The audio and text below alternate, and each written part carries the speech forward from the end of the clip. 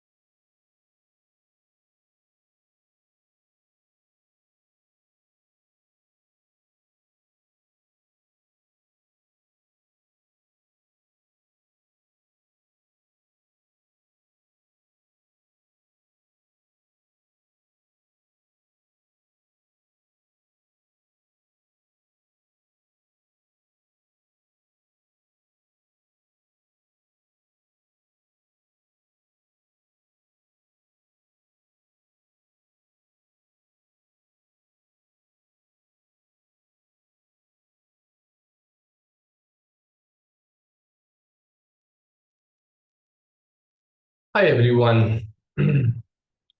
How are you all?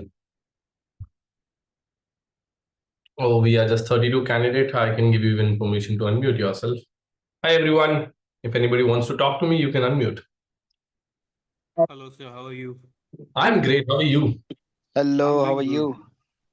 I'm doing great. Hussein, how are Hi, you? hi, Hi hello. everyone. Anybody like you all are from different batches? If you can tell me what are different things which are done for you? So you can just write Excel, comma, Power BI in comments. Everyone, I need a response from everyone who are here. What are the things which are done in your batch? If it's done as Excel, Power BI, Tableau, Python, whatever is done, please mention that in commas. Excel, Power BI, Python. Good.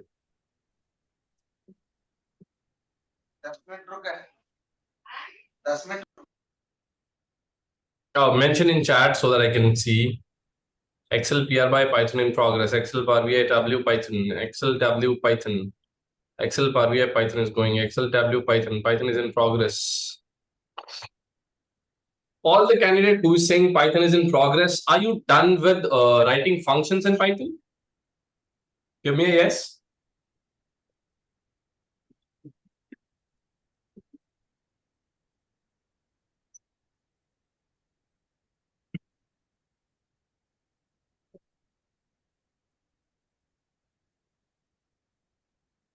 Are we doing any projects in classes? Yes, no? Are you doing any projects on your own?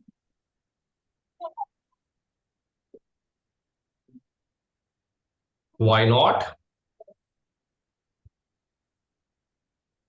Okay, we have one candidate who is saying yes, two candidates out of 37 who is saying yes. Why you guys are not doing project on your own? Vishal, introduction to various topics. Are you done with Excel? More than enough. You can work on it.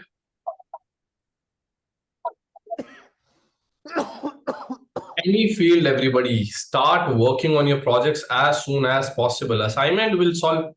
Assignments are for in-grade. Assignment will not going to reflect on your resume. Your projects will.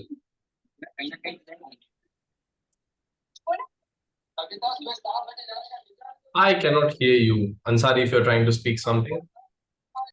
No projects done or given. Okay, Vishal, I'll give you 40 today.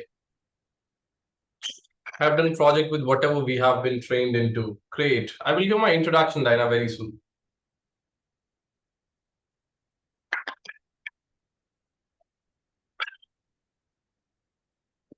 My name is Ravi, by the way. I'll just write my name somewhere. That'll help you. It's easy name, sir. Not getting what you're saying. Go again, please. I said it's easy name. It's easy Oh, to yeah, it's easy name. remember. One of the kind names who don't have nicknames. My nickname is also Ravi.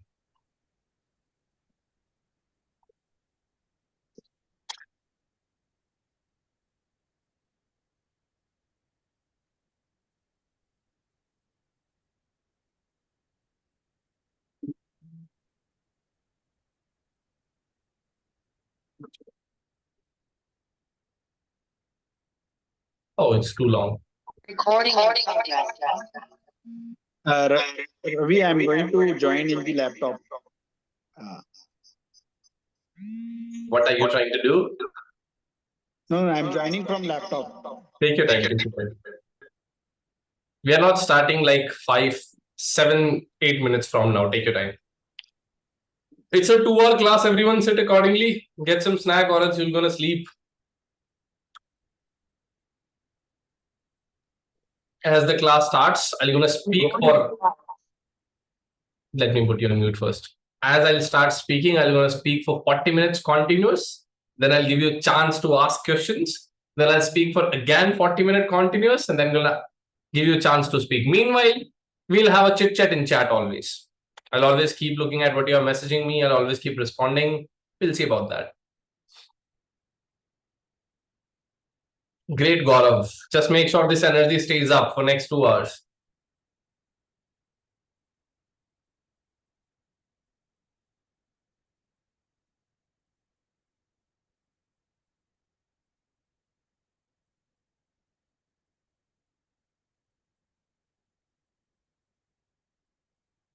We'll see. I'm about to teach you something that will gonna eat your brain from every side.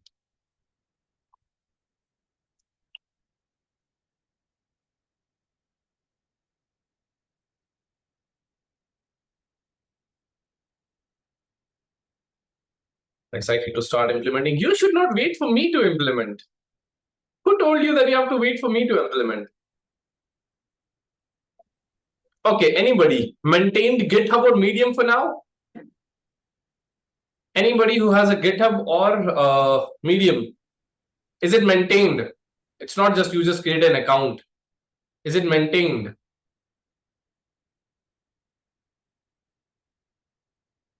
Everyone, why it's a first project for you all?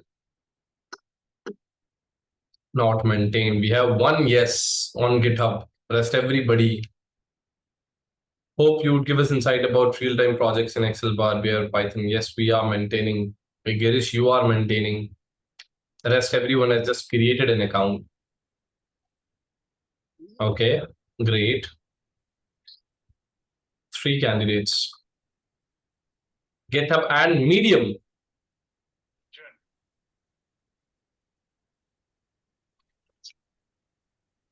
Medium is a place where you write technical blogs about projects that you've already created on GitHub. Hi. Hi, Dibyajyoti.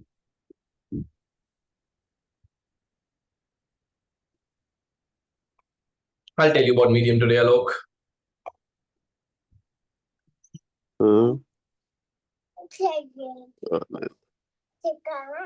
Okay. 13 Pro Max, you are on unmute. Hello sir, this is Neha. Hi, Neha. Sir आपने मुझे 1-2 दिन पहले एक project share किया था, तो उसमें बिल्कुल। The data set is quite large. तो आप एक बार मुझे प्लीज उसमें ये गाइड कर सकते हैं कि how to combine using Power Query, how combining all the files while retaining the all the columns as well. Did you try figuring out with YouTube first? हाँ, मैंने ट्राई किया था लेकिन वो नहीं, मुझे यूजफुल नहीं लगा। Is all of the data have same structure? नहीं, वो तो पॉसिबल है ही नहीं कि स्ट्रक्चर सेम हो, पर फाइल्स बहुत ज्यादा हैं, तो 2 4 5 फाइल्स नहीं है जिसमें मैं कंसोलिडेट How कर दूं। about you take a sample first? Take a sample of 4 files. Don't try to take all of the crimes in. But otherwise आप मुझे ये बताओ, इतना लार्ज डेटा सेट है तो हाउ टू मैनेज, मतलब पहले कैसे सैंपल फाइल कैसे क्रिएट करूं मैं? What are the things you know? You know Excel and you know Power BI, right? That's what you told me. Yes No, Python? VBA macros इसके लिए use करना Do पड़ेगा you know Python? Python, but उससे इतना code मतलब बनाऊं combine करने के लिए फाइल्स को? Use AI together. If you can understand, you can mix. You will be giving a project to work upon. Okay, we'll take this at the end. If you're going to Okay, speak fine. at the end, or else it's fine, or else drop me a mail. You have my mail ID now. Okay fine. Okay. You will give a project to work upon. I will give you a perspective of projects today. It's not about I'm going to give you a problem statement to work on. It's going to be more about I'll tell you how you work on different things and make your public display profile good. And we'll eat a lot of your brain on Python today. Can you please share your mail ID? I will share everything, Rajnikant. I will share everything. Whatever is required. We'll wait for 4 more minutes. We'll start at exact 15. The invitation was sent to 300 candidates, and we are here, what, 50? How's your course going on, everybody? So far? Good. Here it was not good, but now we are working on MySQL, and the new instructor is very good. But the last instructor was such a Okay, I'm not Interesting going to ask experience. who is your last instructor, but can you tell me the name of your current instructor? no. Oh, Mr. Kaushik. Mr. Mr. Kaushik. We don't have anyone with that name. Vinayak also is there. Oh, Mr. Vinayak. Yeah, he's a good instructor. He's I very just good. love the way Really he good. speaks. I just love the Yes, way he He- speaks he is about very things. good. Yes. Very good instructor. Yeah, I know. He's been a good friend to me. It's fine. SQL and Tableau are not yet done. Okay. Okay, let's just set the basic agenda of the day. Agenda number 1 is problem solving via coding. That what is going to happen is, see, when we are from a complete non-tech background, or when we are from a complete gap background, like let's say that you had or your permanent education in tech and then you had a gap and now you are going for analysis again, the biggest problem you have right now is your problem solving skills. How your brain tackle, we already started, Prachin. So how your brain tackle to different problems, looking behind a problem is also a very good problem. That sometime whenever you have a problem, you need to look behind, you need to come up with tricks and short. So first part of the session, okay, as according to your answers, I'm going to change the first part. First part of your session, your answer, I'm going to teach you how you get a perspective for a projects so that you can make projects, why making timely projects is required or is a requirement. Then we're going to take for loop and conditional statements in Python, and we're going to solve a lot of different things, a lot. Okay. And just for loop and if conditions. We are not going in analysis today. The session we're going to have on weekend will be about analysis. Today was more of a problem solving, and then we're going to go on second code where you have one logic to do. Then you break that logic into different modules and then you start implementing module by module, module by module. Okay, so how you approach a huge code, how you approach it, how you write it. We're going to take one example with the project. Okay, every off-topic question, we're going to avoid it. So I'm here for the project. I'm going to take all the questions related to projects. So at the end, like as of now, whenever you have any question, you think I'm going too fast, you think I'm going too slow, use chat box. Very soon I'm going to take the permission to unmute yourself because you have 50 candidates. You can always use chat if you want to. If you have any question, meanwhile I'm explaining something, you want to ask something, it's preferred, use chat. Tell me the same question in chat and we're going to take that question in chat. Okay, let's start.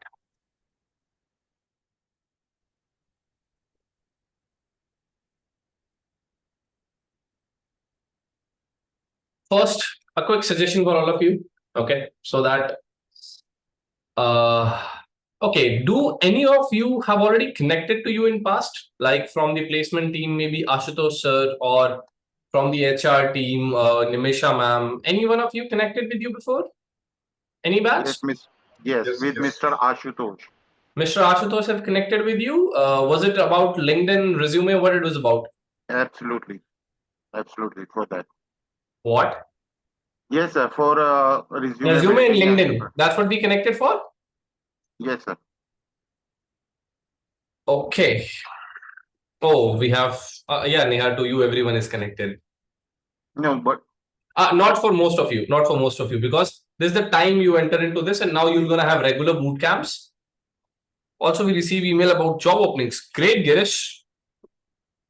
I'll change your perspective about job openings today. You won't need our own emails. Okay, let's start with the very first discussion. Everyone, I'm taking your access to unmute yourself because muting and unmuting usually takes a lot of time. Rather, we will going to ask question in chat. I will go for 20-30 minutes, then we'll take a gap. You can unmute and ask a lot of questions. Then we'll go with the same sequence again. Part 1 of the event. Let's start with a very simple question. I'm not of a presentation guy. I like drawing. I have a special device to type. So I'm not going to show you presentation. I'm going to explain you in whatever way I can. If you feel like you need to see presentation, just let me know. Maybe I'll mail you the presentation. But I'm not of that kind of teacher. Okay. Let's take a scenario 1. There is a person with a tech experience and there is a person with a non-tech experience. And both of them have the same technical knowledge. Technical knowledge is check. Now you are the interviewer. You have to decide one of the employees. How you're going to decide it?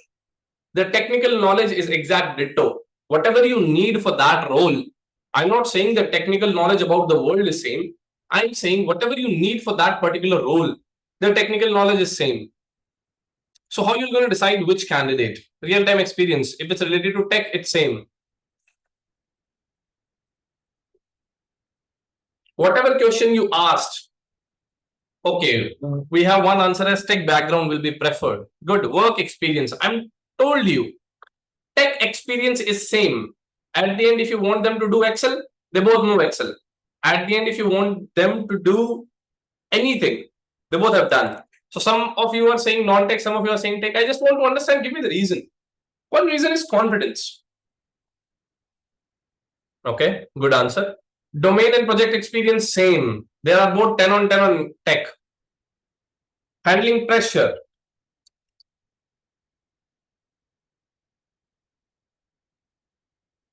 Communication.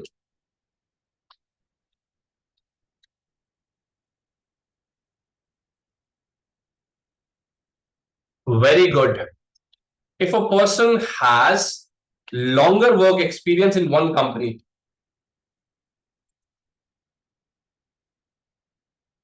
very good point.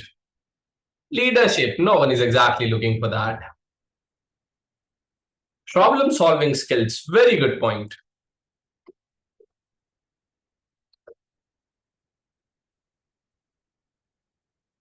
Real time experience in the same domain, dedication.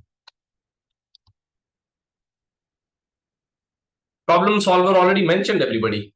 What else? Self motivation, positive approach, decision making, understanding the requirement, not exactly. More applied knowledge, told you, they are same on tech. Package, very important point. What is the past package? Self awareness, less but important. What else?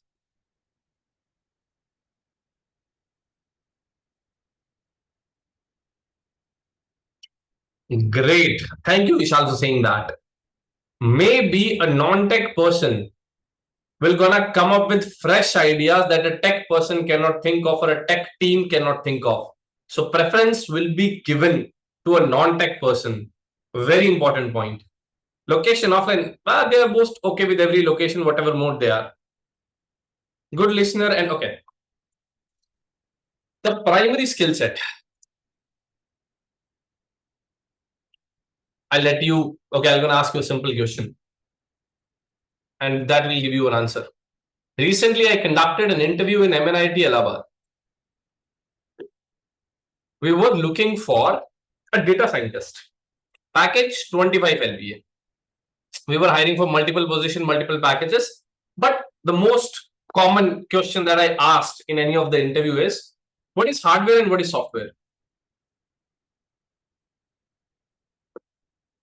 Okay, I'll give you any permission to unmute. Anybody want to try? What is hardware and what is software? To So whom, sir, you hardware is have the touchable. This is hardware, and Anything that you can touch is hardware, anything that you cannot touch is software. Okay. Anything else? yeah. Anybody? hardware is the component which develop the software. Software is the like a platforms where we do the complete analysis everything. Got your point.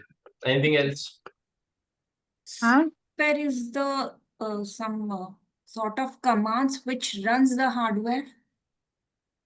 Got it. Anything else? Okay. 40. Yes. Want to try? Is the end result software processes the process the info to give the end result. Okay. Anything else? Yeah. Software is like a brain and hardware is like Everyone, let me clear out the scenario again. You are sitting in a technical interview. That means you've already faced the basic logical round, aptitude round. You've already faced a basic tech round. After that, you're sitting in a technical interview. And if I'm asking you what is hardware and software for a 25 LPA package, do you think I'm looking for a simple definition? Sir, hardware performs physical operations. So, Hardware is okay, let it be. Everyone, stay, go back on mute. Don't unmute until the next thing. So, point is,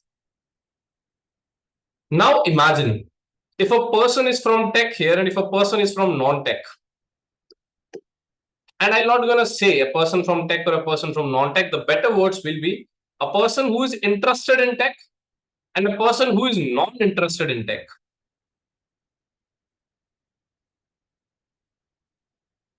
There are two good answers of this problem.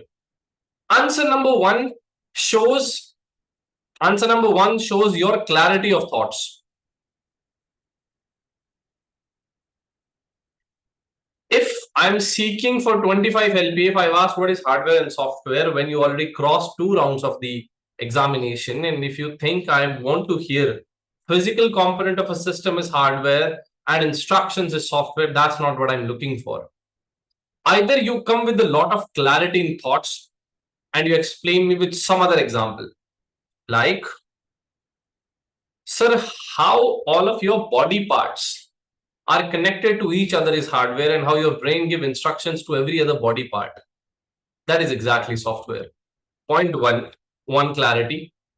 Second, or you use a strong tech vocab. Like recently NVIDIA made a robot, sir. So if you talk about that robot, the dog robot, the legs of the dog or the hands of the dog or processor or any physical part that is used in that robot is hardware, whereas one of the very unique thing about that dog is it has a dual OS, it has dual CPUs. So the cumulatively all set of instructions in that dog is software. You are showing one of the two things. Either you are showing a great clarity in thoughts, point one. Second, you are showing a great vocabulary in tech, that you are very interested in tech, you need to know about a lot of things. Okay, so point one, depend. It's not just important that you judge or you answer questions. It's also important that you judge what that person is asking you. Okay, whenever you are getting a question in an interview, it's not about they are seeking answer. They are seeking what they want to hear, and you need to judge that by sitting on the other table. Okay, this is what happens in tech interview. I'm not talking about soft skill. Everyone has a different perspective, but this is what happened in tech skill. Okay, that they are looking for some sort of answer from you, and if you will just listen their question well, if you'll understand their scenario well, you will easily understand what they're looking for. Okay, now point is why I'm suggesting all of you to have a strong tech vocab.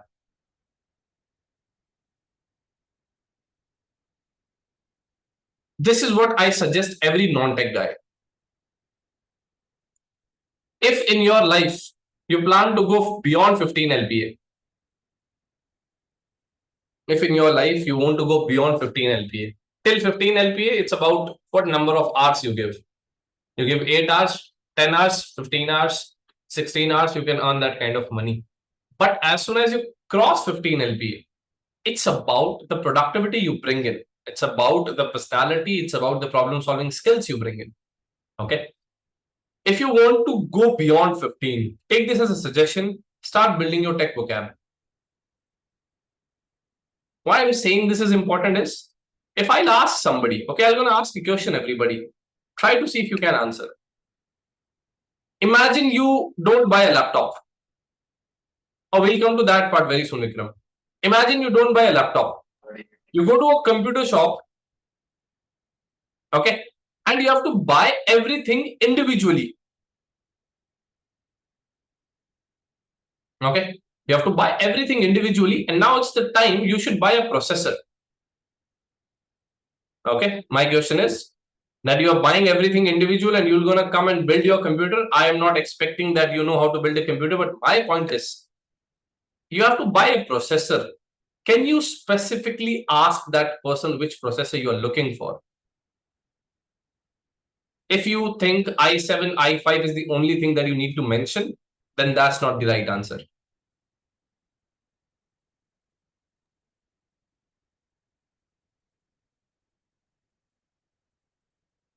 Anybody who clearly know what you need to? We are talking about processor, Girish, not motherboard. Motherboard is a completely different thing. We need to mention the generation. We have one other answer. RAM, hard drive, graphics, model generation, configuration. What configuration? RAM with i7 with H or U or P, i10 10 generation and graphics. Processor which is compatible. Very good point, Dharmendra. That you need to tell what system you are looking for. If you're building a gaming PC, if you're building an office PC, if you're building a PC which requires a certain amount of RAM, you're looking for a certain amount of memory. Compatibility is the first point. Second point is what exactly the processor. Third is, okay, we all know about i5, i7, right? i5, i7 is range of which company? Like every processor is not i5 or i7. You have a lot of other processor where are no i5 or i7s. Intel, do you know any other company which offers you processors? Ryzen, AMD, Mac. There you go. So point is, you have to take all of that into consideration. Now, I'm not saying that you don't know this. I'm saying this should strike very first time when someone asks you this question. That shows your clarity in tech. So the first time when I asked you about processor, then every question should come up in your mind in one go.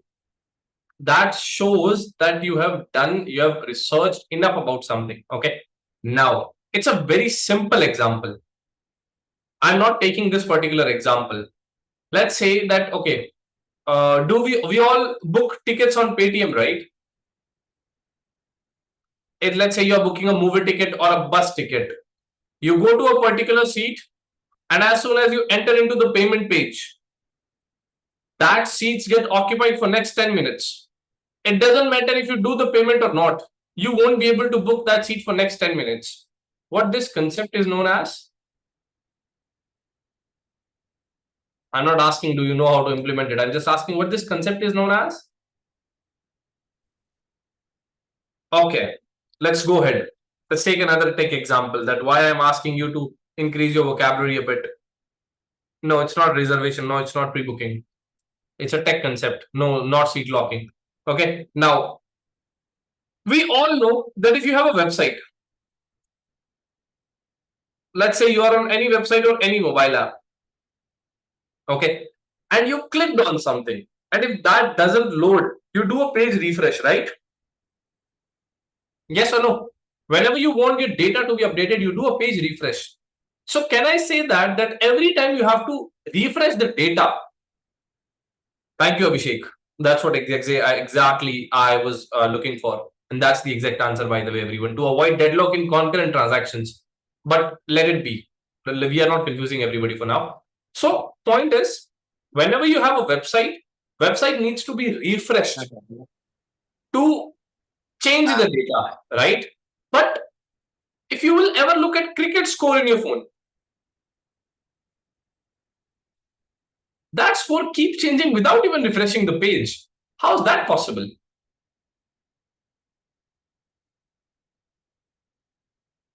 The page doesn't refresh, the call doesn't refresh, your website don't again go to searching again. Still the cricket score keep changing. No, there is no auto refresh, Vikram. If there is an auto refresh, then the page will gonna refresh itself and the complete page reloads. The complete page doesn't reload.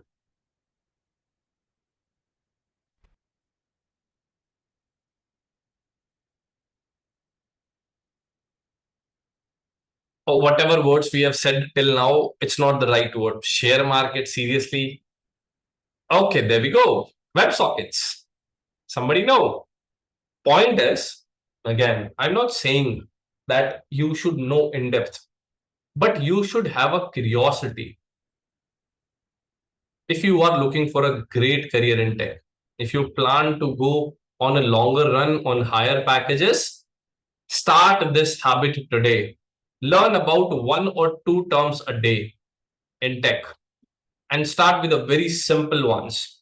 Whatever you see in your real life, put a question mark after it. You see screen, oh, how the screen works, 1 question mark. Second day, oh, what different kinds of screens we have. What is this OLED? What is this LCD, IPS. Why we have all of different kind of screen? Why one is not enough? Why same product come in 4 different screens?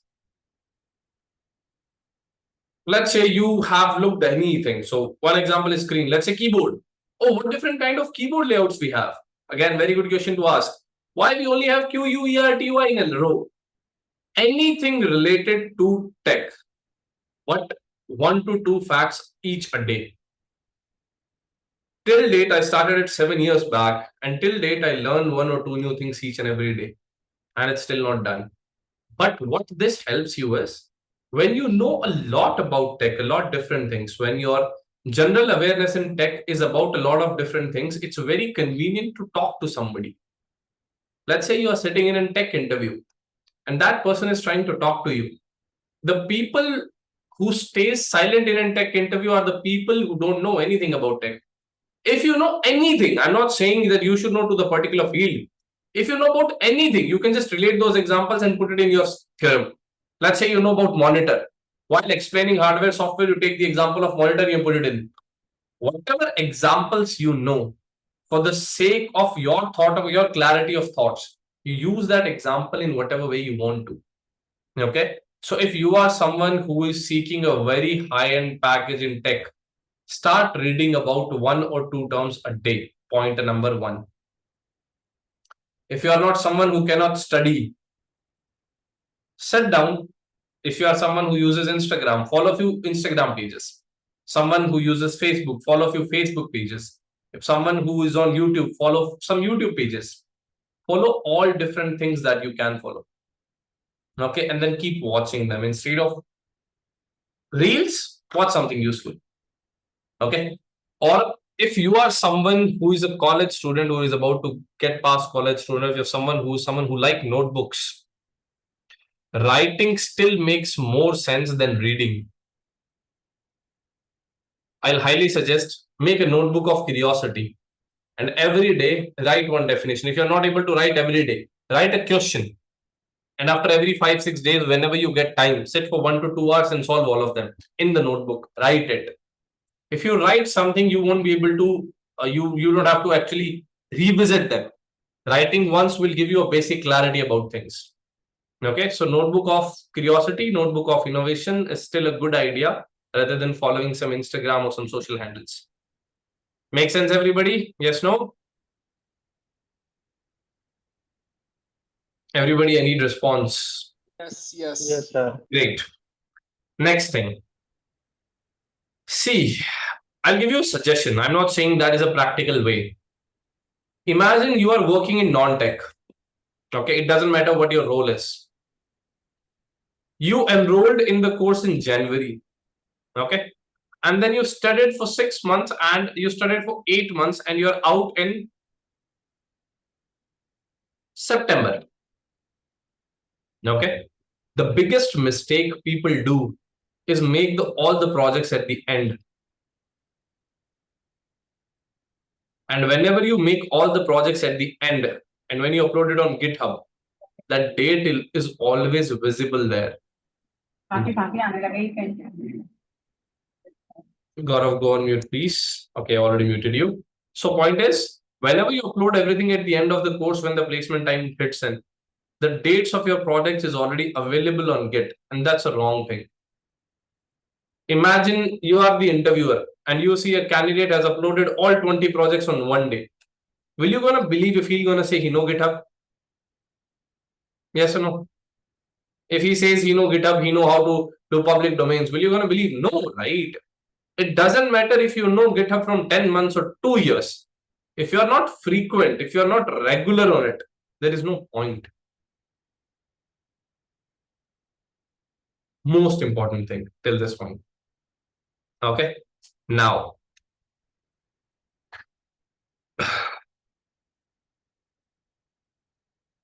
Git is one platform. If any of you think that maintaining Git is difficult, how many of you think maintaining Git is difficult? Give me a yes. If any of you think maintaining Git is difficult, give me a yes. Then the second platform, everyone, that you can make your public profile good is Medium. I'm not saying Git is optional. Git is the permanent thing you need to maintain. But if you just want your history to be maintained, use Medium. And today onwards, I want everyone to post one article every week.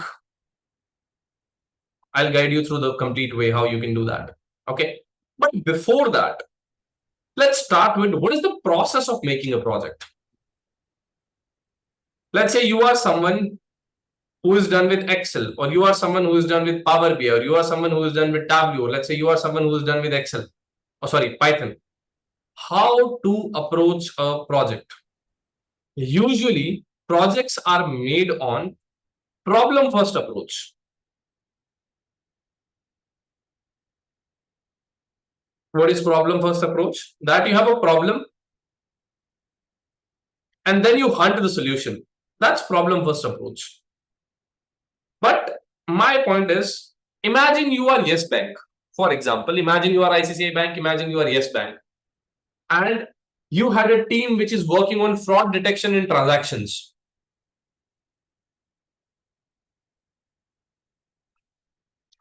That's why, Pratik, I'm telling you, teachers have a limited time. That's why I'm giving you perspective how you can do it on your own. Okay, now, problem number one is a problem first approach.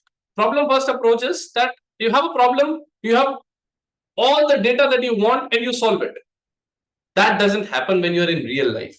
Like to you, why any company will share their real-time data with you? There is a privacy issue. So, problem first approach doesn't work here. Like you cannot have all the data access to ICICI Bank. You cannot have all the data access to Yes Bank. You cannot have all the data access to MasterCard. You cannot have all the data access to all healthcare databases. So what you do? You pick up a database first approach.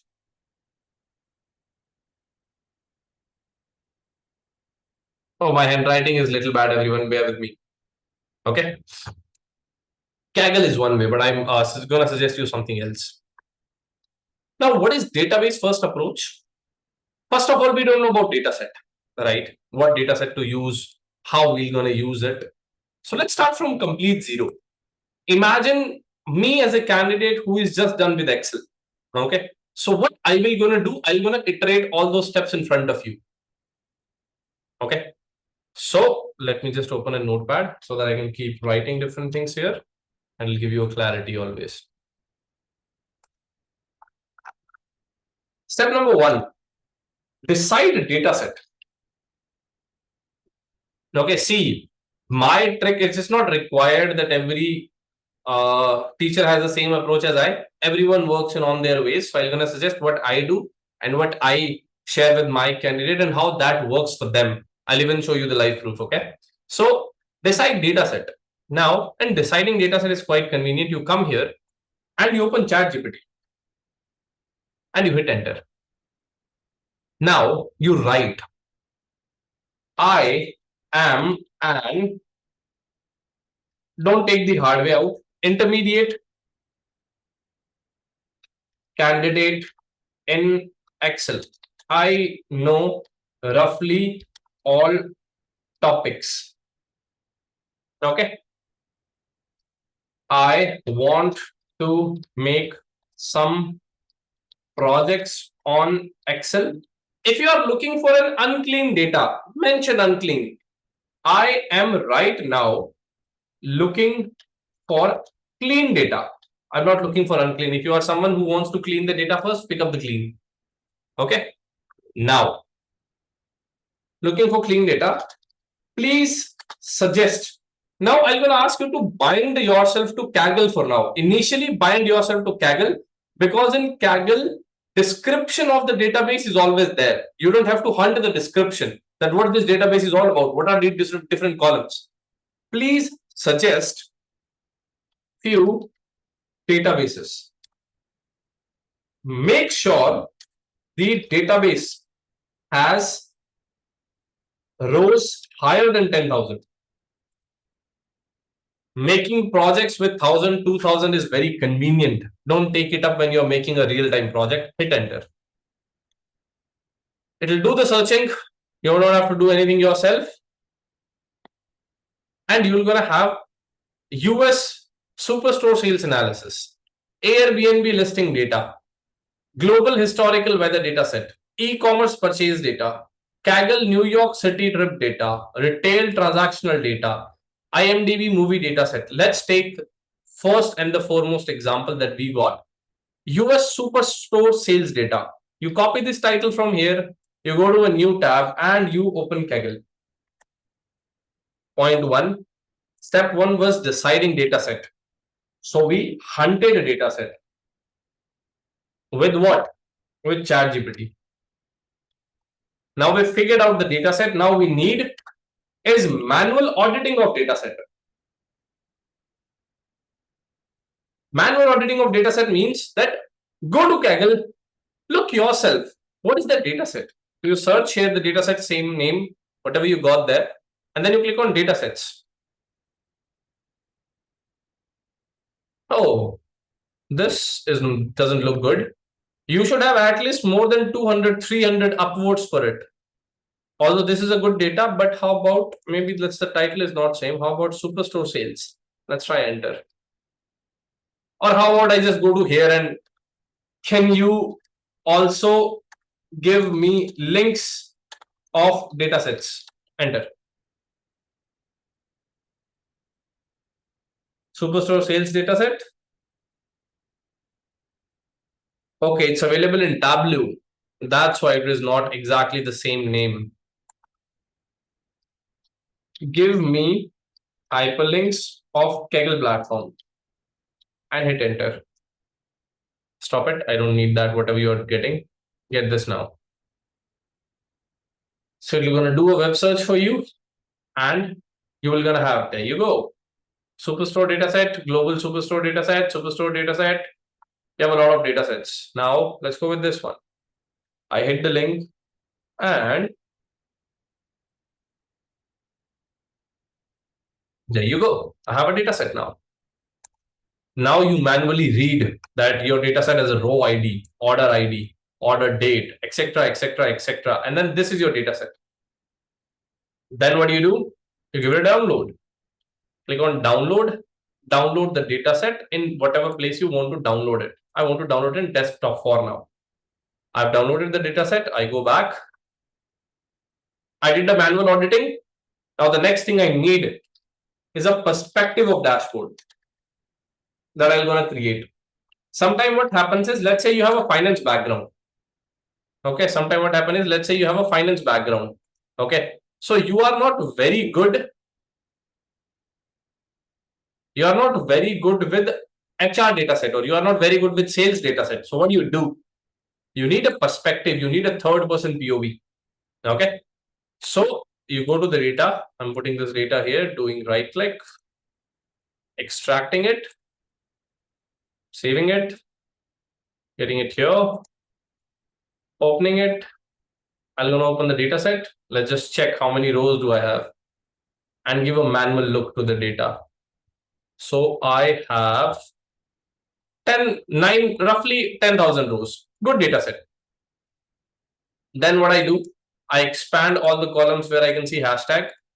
And now I need a perspective of data set. So for that, what I do is I start copying everything from here, copy the complete content of the data set, go to ChatGPT, go to a new tab, about the data set, new line, paste all the data set, go to a new line, sample rows, go to a new line, go to your data set, copy some sample rows from the data set, do a copy, go to Google, paste your sample rows.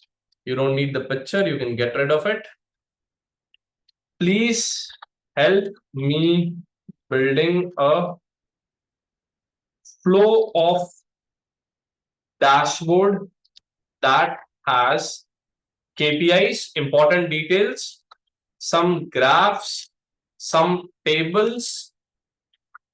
Now, point is, whenever you are making a dashboard or any analysis, you need to get one thing clear. Your consumer of your analysis. The analysis that you do for CEO is different. The analysis that you do for manager is different. The analysis that you do for anybody is different. So you should get who is your consumer. Table. I am making this analysis for my manager. Highlighting every important detail. Okay, for now I've written manager, and then you also tell me step by step what to do. And that's just hit enter. And now it's going to generate an idea for you. Now you just need to sit on that idea. Clarify dashboard objective, sales and profit performance tracking, identify best and worst performance categories, spot high discount, low profit products, highlight top consumer and segments, providing decides KPI, the KPI that you want to show, total sales, total profit, average discount, total quantity sold, profit margin. Then graphs to include sales versus profit by category and subcategory, sales this. It will give you the complete table. It will help you to build all the tables. It will tell you the design, that get a 2x2 or a 3x2 grid and design that. And it will slowly tell you everything that you need. You can also mention a perfect tool. Let's say you are using Excel and you want to stick to Excel. Mention that I want to stick to Excel. There you go. Now, once the consumer is done, now you have the idea to implement. Next step, implement it. Once implemented, for example, I implemented it. Then what do? You write your rough steps in Notepad. Write your rough steps in Notepad. For example, you go next. And now what do? Once your rough step is Notepad, upload your rough steps, whatever rough steps you are picking up. I'm just going to pick up the same. I am picking up all the steps given below. Please help me to write a Medium article. Article should be eye-catchy, as well as it should briefly discuss all the steps that I've done. And you hit enter. There you go. From raw data to business insight, my journey building a superstore dashboard. You have everything that you needed to mention in your Medium article. Step 1, setting clear objective. Title 2, defining the right KPIs. Defining effective graphs. And then you keep doing everything. Adding detailed tables. Keeping the layout clean. Then you open your Medium. You go to Medium. Medium is a website. You can just go to that. You can log in your email ID and you can click on write. Start with your title from here. So once this loads up, go ahead, bring it on.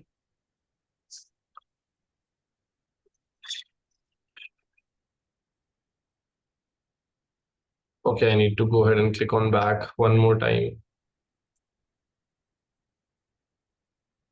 I click on Medium, then let it load for now. Why my internet is so slow?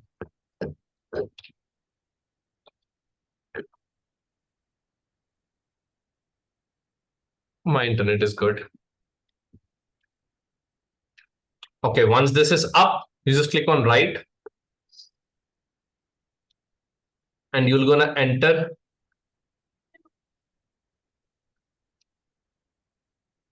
Let it load this time. Meanwhile, let's go back to this ChatGPT thing. It has told you everything that you need to write. The complete article is ready. If you want to make it SEO friendly, writing proper hashtag, writing a call to action for your LinkedIn portfolio, everything, you can do that. Okay. Now you start entering your title here and you write an article. Now, if you want to write a good article, the first suggestion that I'm going to give you is don't directly start writing an article. First, what do? You open the Medium. Whatever dashboard are you making? Let's say you're making Excel dashboard, Power BI dashboard, whatever you're making, write that here.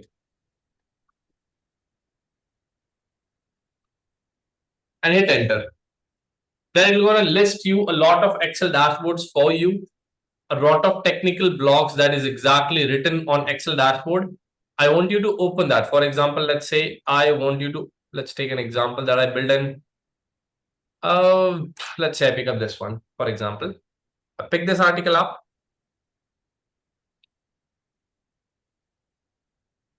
Seriously?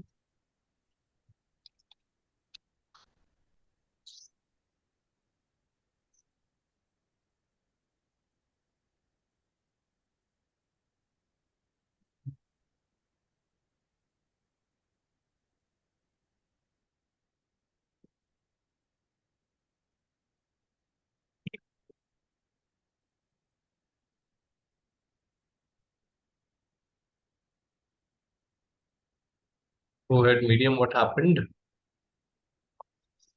So point is, this will load you an article. Read 5 to 7 articles about. So in your steps, write your rough step in your notebook. Get your article from AI. Initially, get it from AI. If you are someone who like writing, write it yourself. Get it from AI. Then read 10 similar articles and see what they're doing good. You just have to do that for one time. Once you will understand how to write a good article, you don't need to do that again. Understand what they are doing good, make your article good, and then post it. So you have one article ready and post your data set on GitHub.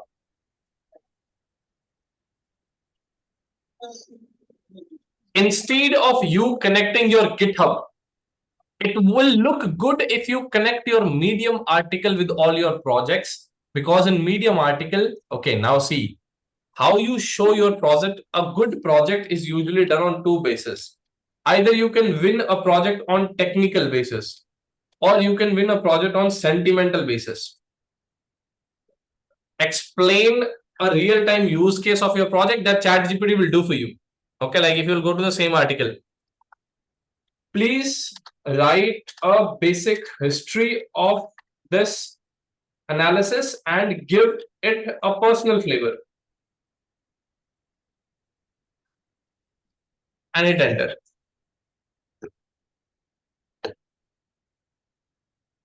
How I started my journey into Superstore. A few months back, I was scrolling through Kaggle looking for a data set that could challenge my Excel Power BI. There you go.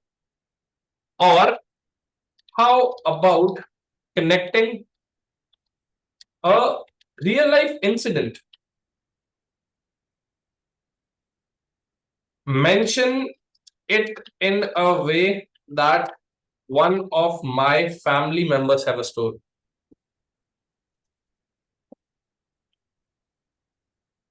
And hit enter. How it all started from my uncle's store to my first business dashboard. There you go. That makes more sense now. Okay, so instead of you winning the article on technical, you just won the article on sentiments. Everyone getting my point? Now, if you will start your article in this way, you already has a positive approach that you have seen the problem, then you came up with the solution. So winning an article, even let's talk about newspapers, what they do, or what any of the news channel is doing right now. Instead of using technicals, they drive on sentimental basis. Okay, so you can use any of these tools to win.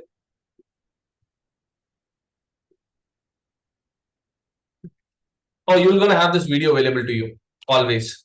Okay, first is tools to win, then you post your data on GitHub. That's it. Now I want this to do every week once. So on one day, sit down, find a good data. On second day, use that data in whatever tool you are. If you are in Excel, if you're in Power BI, you don't, okay, see everyone. I'll tell you one thing, okay?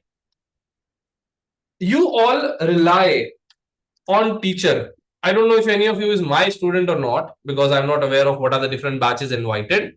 But if you are one of my student, I exactly don't give any projects on my own. Day 2 of the course, we discuss how to fetch a problem, then how to solve it. If you're gonna rely, take a simple scenario. If you're gonna rely on a teacher-based project, for example, will you face any new problem while making it? Yes or no? Will you face any new problems while making that dashboard? Yes or no? Yes. No. The teacher, if I have to assign a dashboard to my batch, I'm gonna assign it a way that everyone can do it. So you're not gonna have new problems. Whatever you're gonna face, you're gonna have a very clean data. You're gonna have a perfect perspective that I'll build you. I'll give you everything written in a document. Then what's the point of learning Excel? What's the point of learning analysis? If you cannot hunt an analysis idea on you, I'm not saying that you should know. I'm saying you have tools for it. First, sit down yourself, look into the data. See if you can figure out. Then go to ChatGPT. See if you can figure out. At the end, you always have the teacher. You always have doubt session scheduled. You can always seek help. But point is, figure out if you can figure out that thing on your own root level. You just took the first steps toward making independent analysis. Okay. So keep this in your mind. Okay. How many of you are doing the homework that a teacher gives you? Isn't that homework is a spoon-feeded homework? You'll always get all the values right. Yes or no? Yes. You are in post-graduation. You are preparing for a job. I'm not saying teacher-based assignments are not good. They are good. A teacher puts a lot of effort to give you assignments. But my point is it good for your career? No. You should do what a teacher is asking you to do, what a trainer is asking you to do, but you should come up with your own problem. You should come up with your own solutions. If you will not gonna do that, it won't help you much. Because let's say if teacher assigned you a project, isn't that project will gonna be common in all 50 candidate of you? Then what you did unique? Rather, if you go ahead and you pick up a problem yourself and then you figure out the solution, that actually looks good. Okay, a lot of member of you have made a lot of projects, right? Okay, let me just show you my email ID. Okay, this is my inGrade's email ID. And on day-to-day basis, so on 17th July, I had a lot of mails. On today also, I had 3 mails. And what is the mail? That this is one of the student. And again, like let's say this is one of the student. He was asking something and then specifically he made a dashboard that he shared, and he also shared the Medium article. Most of them will gonna have an article along with it. Like this has an article along with it. Okay, so if you click on here, you will get the article along with it. Now, instead of connecting the GitHub, if she connects this article to actual project on her resume, will that look a far like better approach than connecting your Excel file in resume? Yes or no? What society data in India 2001-2000 tells you about the cracks in our society? You will just read the name. You won't even need to read the analysis. Just by looking at the name, you have a positive value towards that person, that she must be doing something good about the data if she cares this much. If she picked up the, let's say the societal data or whatever is it. And if you will see in the fast growing wheel, a nation, okay, there you go. She tried to win it on the sentiment basis. A nation in quiet grief. There is no point of talking about this. But what she did is that initially you're going to read these 2 paragraphs. Why not drive sentiments in your mind? She has given sentiments, and now whatever the person will going to study, he or she will going to study from the perspective of the sentiment that she already had in your mind. Whenever you just make a dashboard and whenever you just make the dashboard public out there, the problem is you cannot think that what that person is thinking about you. But whenever you are sharing an article, you can control the front person's thinking, what he or she is thinking about you. Okay, because of your initial few titles like this emoticon everything, a lot of things. You can use a number of graphics. She could have, instead of using society, she could have used a better image here. Okay, so you can actually control what the front person thinks about you while reading this article of yours. Now, my point is, it doesn't matter what she have done in article, what she has done or what she has not done. Will you be ever able to forget this title? Yes or no? While reading her, whatever she has done as analysis, I'm asking, will you be able to forget this, A Nation in a Quiet Grief? No. There you go. Either you can win the analysis on technicals or you can win analysis on sentiment. And winning analysis India on sentiment is quite easy. It doesn't matter what she has done now. Although if she has done a 6 on 10, just by driving sentiment, it will going to be a 10-8 on 10. That she's talking about problem, then she's talking about solution. She just not picked up any random data on Kaggle and then solved it. Okay, so this approach actually makes the public visibility very good. And this is the approach that I used to do when I used to be in my college. I don't do it anymore. I work on more on portfolio system now. I don't use any of the public platforms.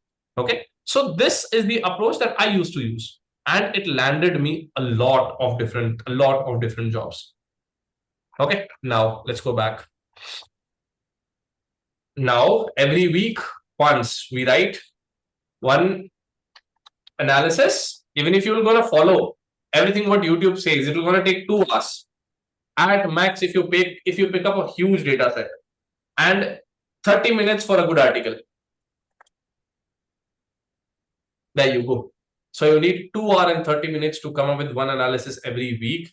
And believe me, everyone, when you have every week a consistency in your learning, and that is available on your public profile and that is available on your resume, then that looks very good. Are we clear about this, everyone? Yes. Great. Now let's come to what we have to discuss originally.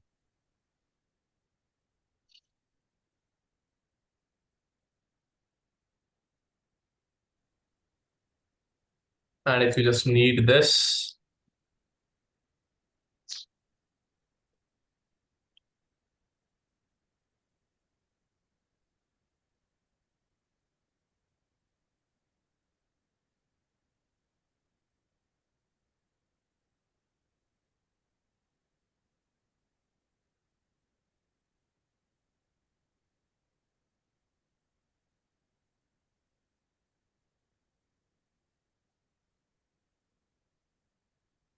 you have it in your chat. Okay. Now let's move out of this. Let's move out of this. Let's close everything. Do we need this anymore? No, we don't. We don't need this anymore. We don't need this anymore. This also. Okay. There we go. And we don't even need this. It's fine. Okay. One thing we're going to take up in Python example. For next 1 hour, we're going to be discussing about Python. I am not comparing which tool you should use or which tool you should not use. It's totally up to different trainers. So if I'm using something else, it totally is my choice. If you're using something else, it's totally is your choice. It's totally on who have suggested you something and did you like the idea or not. But everyone uses a different approach. Everyone has, and that's why there is no fixed content out there. Every teacher has to prepare their own content and teach their own batches. Okay, now let's start with a very simple thing. Very simple of the simplest thing.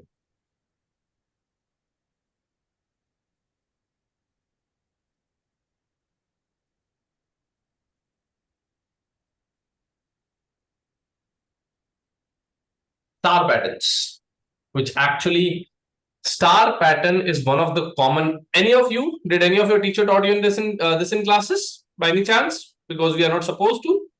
Yes. Great. We have only 2 yeses. Did you guys took any personal classes? Okay, fine. Let's continue now. Even if you have, you must have had a basic introduction. What you have to do, everyone, you need to take an input and you need to print same number of stars in every line and you need to print same number of lines.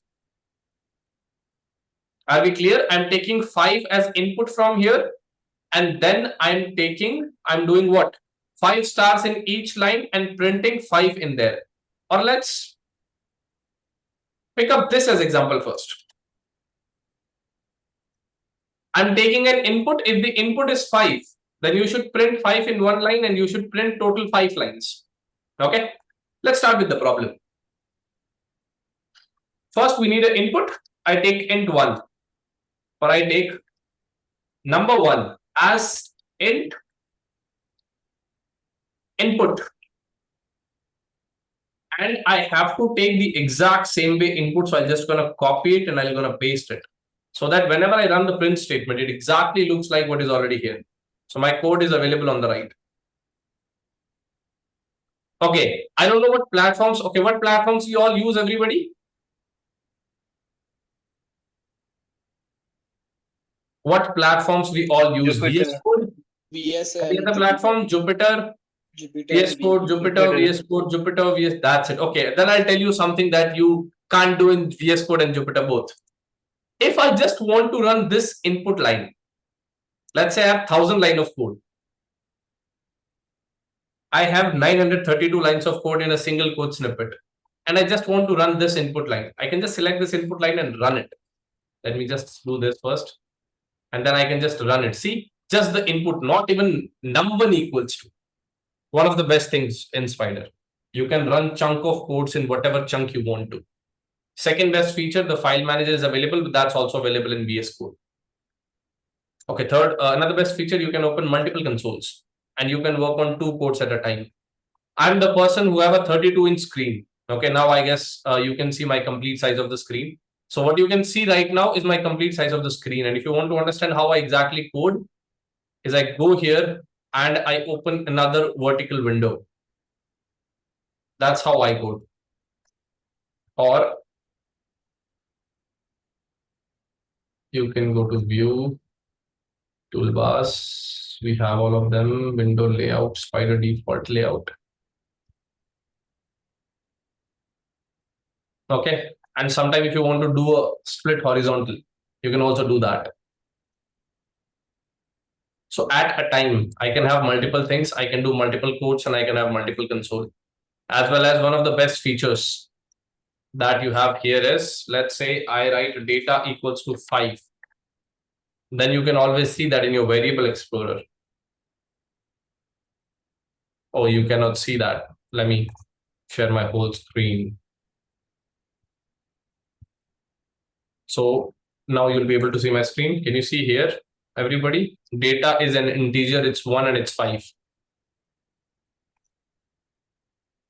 Okay, that's why I like this platform. I just told you reason. Another reason is I can control color. I can control keyboard shortcuts. I can control the background. Everything in this platform is customizable. That's why I like this. I've told you my reason. Now let's reduce it back and let's just go to particular window back. Okay, let's start now. So this is my input. Everyone, please pay attention now. And I'm always active on chat if you want to ask something.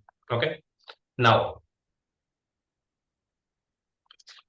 here, the loop that you write first controls number of lines majorly.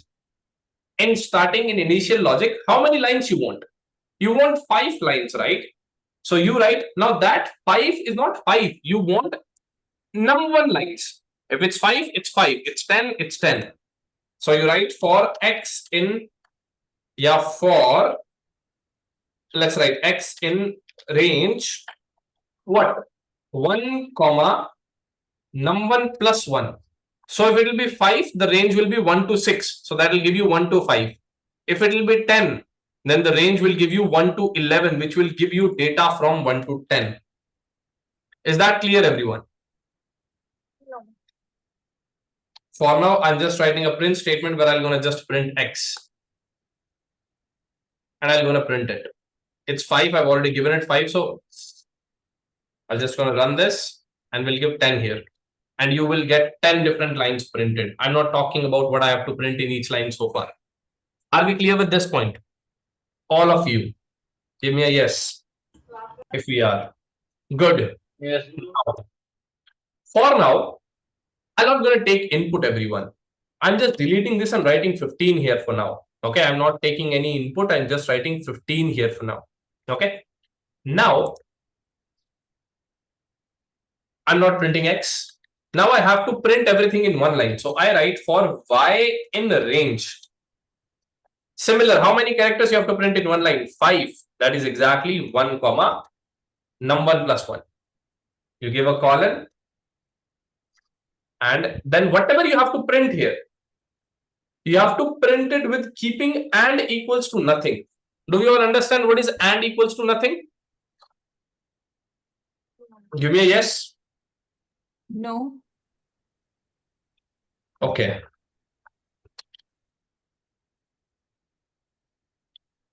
Let's say I have this print, Ravi, and I have another print as Python, for example. And if I run this, and if I hit enter, this Python went to default a new line. Anybody know the reason? Why? By default, Print the statement end two is time new liya line. हमने अलग-अलग. So instead of me making random guesses, let's ask the tool itself. I'm seeking help for print, and you hit enter. This is the complete definition of print. So if you will see in print, somewhere there is a something named as and, whose default value is /n. Okay, what is this /n known as, everybody? Next line. Next line. New line. No, I'm not asking what is the meaning of /n. There is a technical term for it. What this is known as? Move to new line. That's what also it is do. You just change the English potato to same thing. What's the technical name? Backslash character. Escape characters. Escape. What happened to my spellings today? I'm not that bad, everyone. Okay, escape characters. Characters like /n. Or we have a lot of others, but majority of them, but you're going to use is /n or /t. Okay, now we are just discussing about escape characters. What if I don't want escape characters? Okay, first of all, let's stick to the topic, but we are here. Okay, that and equals to /n. So if I don't want Ravi to print a /n. Okay, what is and? Read the definition. A string appended after the last value default a new line. And if you don't want to default a new line, just give a value that you don't want. I just written and equals to nothing. And now there's going to be no new line. That's what and means. And my point here was that whenever you are printing this 1, 2, 3, 4, 5 using different print statement, it should not go to a new line. That's why you write here and. But as soon as you are done with printing one line, then you should go to a new line. And that's why after this loop, I have written a blank print statement. Are we clear with this, everybody? Yes, sir. Yes. Everyone in chat, give me a yes or no. Yes. Good. So now if I run this, you will see 1 because integer 1 was 1. Now let's make it 10. And if I do 10, I will get the pattern that I'm looking for. Although it's the reverse what I was looking for, but it's fine.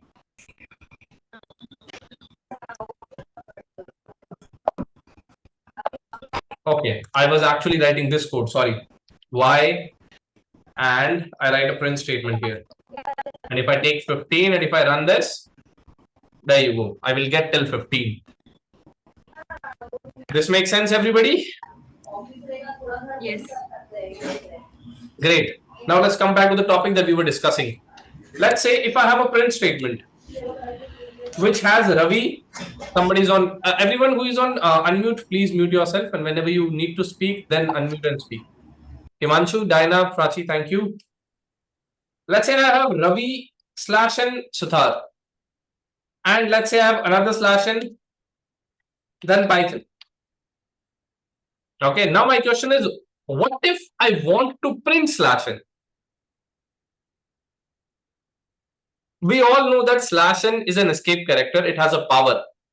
My question to you is, what if I don't want it to have power? I want to print /n. How I can do that? You are putting it in double quotes, so it will just print it and it will not take its meaning. It's already in double quotes. Yeah. Yeah, it is taking it. Can you see all of them as 3 lines? Option 1 is double slash. But the very defined option is, let's say I have 15 different, I have a complete book in a string, which is a multi-line string, and I don't want any of the slash in. Since when I'll keep doing slash and slash and slash and. One simple possible way is convert your string into raw string. Just write an R in front of it before double quotation mark. This just converts every string into a raw string. Raw string just has characters, no escape characters. So whatever you write here will get printed as it is. This is known as raw string. There are n number of use cases of raw string. We are not discussing that right now. Okay, moving ahead. Now let's go here. Okay, this is one way of looking at it. Okay, and now let's just go back and come to this part. Now here, if I just replace this y with stars, will I get still the answer? Yes. 15 stars. Let's keep it short. For now, let's keep it 7. When you are in Python and you use list, string, or loop, these are the most slowest thing you have. So if you can make anyhow the pattern without loop, that's far more better suggested. Now let's create way 2. Way 2 is, do we all know about list comprehension, everybody? Yes, no? Yes. All of you. Is list comprehension done for all of you? Anybody who don't know yet, give me a no.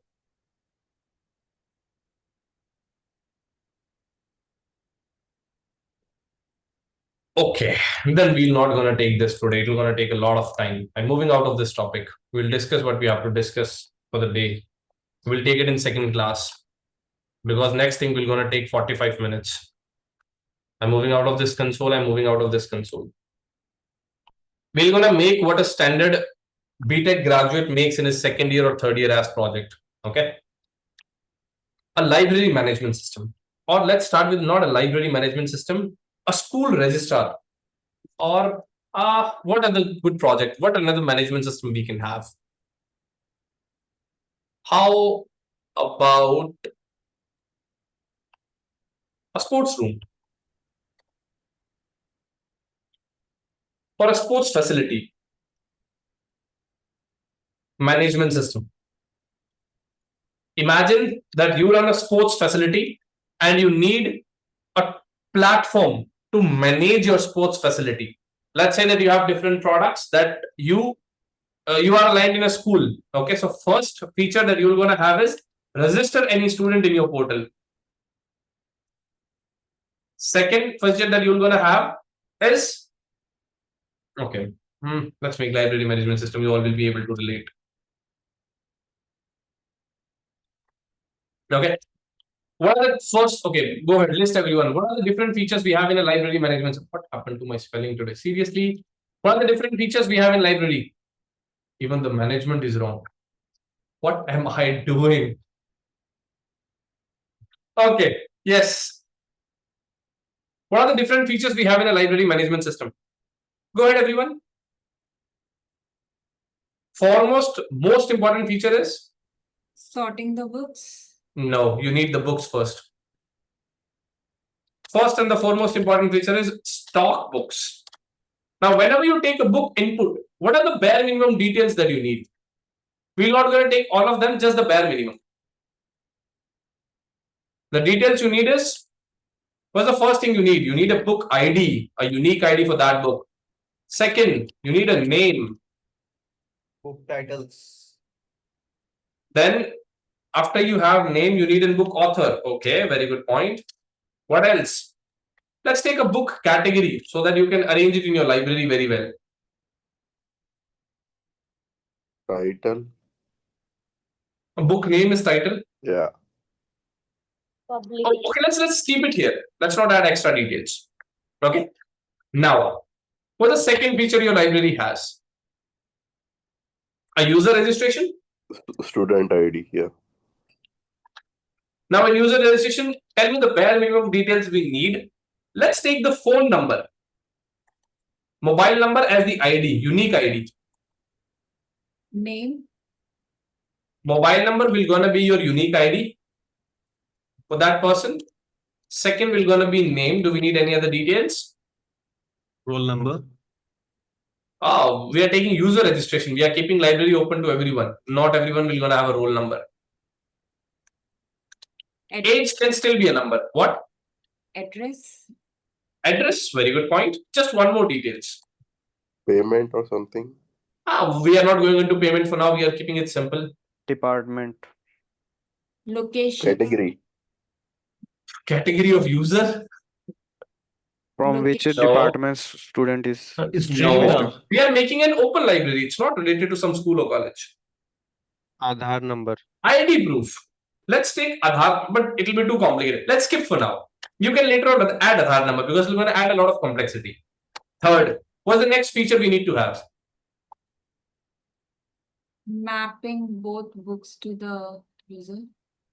No. What do we call exactly? Let's say issue books. Check-in, check-out time. Issue books. Okay. We'll keep that. Issue books. What are the two things that I need? Receiver's name. Username.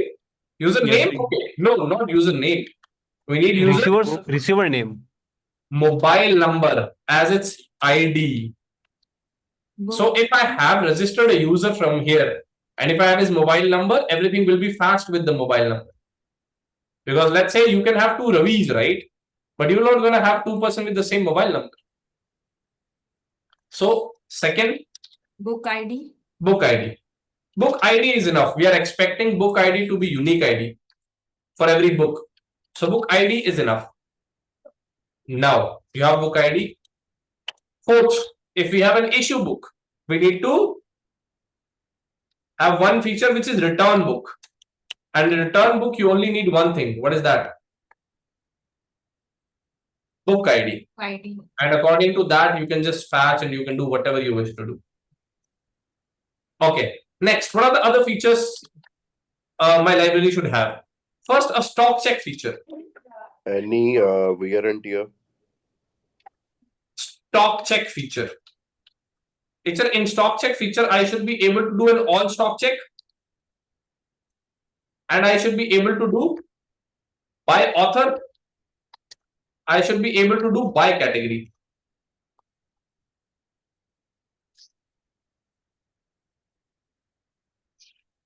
What else?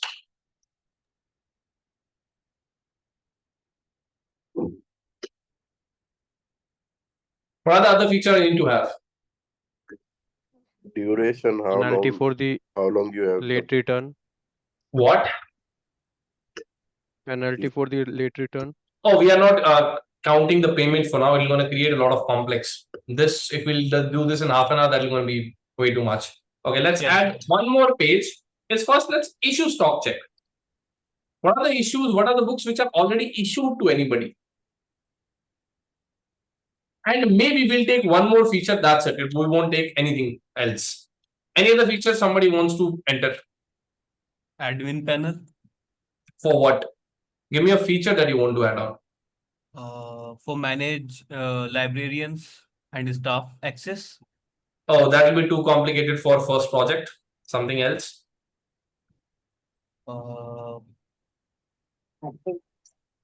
Notification system by email. Again, too complicated. You are picking up. This is the first project in Python, everyone. Keep it simple. Fine. What? Fine. Like if the book is issued more than 7 days, then fine. More than 7 days. Okay. No, we are not keeping date, or else we have to keep a track of date everywhere. We are not doing that. Then we have to use date time as library. That will be again complicated for day one. Updated edition of book. Yes. Barcode QR system. What? Barcode QR integration No, system. everyone. It's your day one. Okay. Okay, let's not give any. Let's keep these. Okay. So these are the 6 features I want in my library management system. Okay. Now tell me what approach you will gonna use. Anybody? Any of you have already tried something? Create the database first with all the. For now, we are not complicating it. Okay.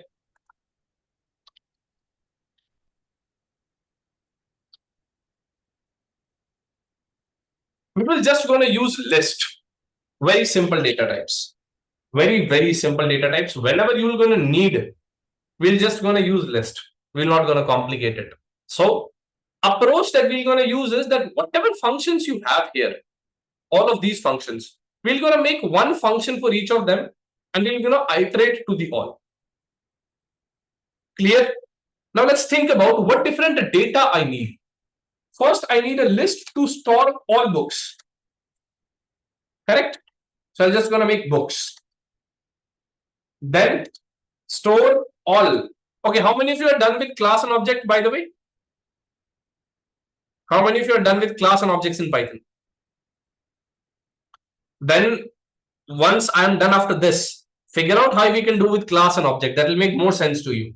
For now, I'm not considering that as the first go. Second time on weekend, we have another project session. We'll keep that using class and object.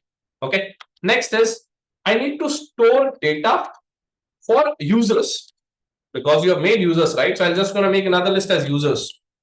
Then I need to store issued book data. So I'll make issued underscore books equals to blank. Everyone clear with this step? Yes. Now what I'll do, I'll start making functions. First, def of stock book. You need a function where you can stock different books. And I'm just writing a pass here so that I don't have to write the definition. So point number 1, stock book. Or let me just copy all the points here, all 6, so that I can just get them here. Then delete whatever I have don't need.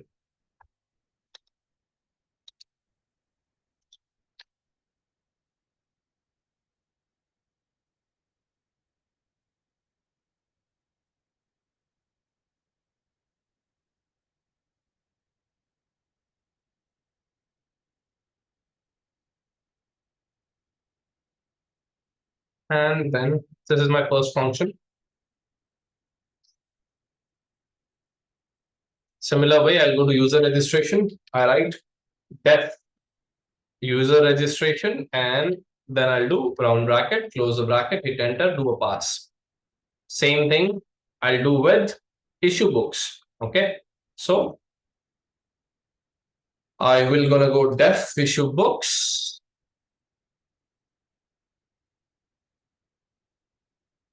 Pass. Same I'll do with return book. I'll do a def. I'll do return a book.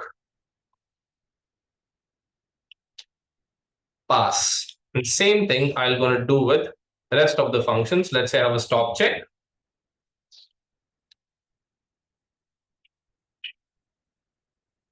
Pass. And last thing is I have a function that can check all the issued books for me.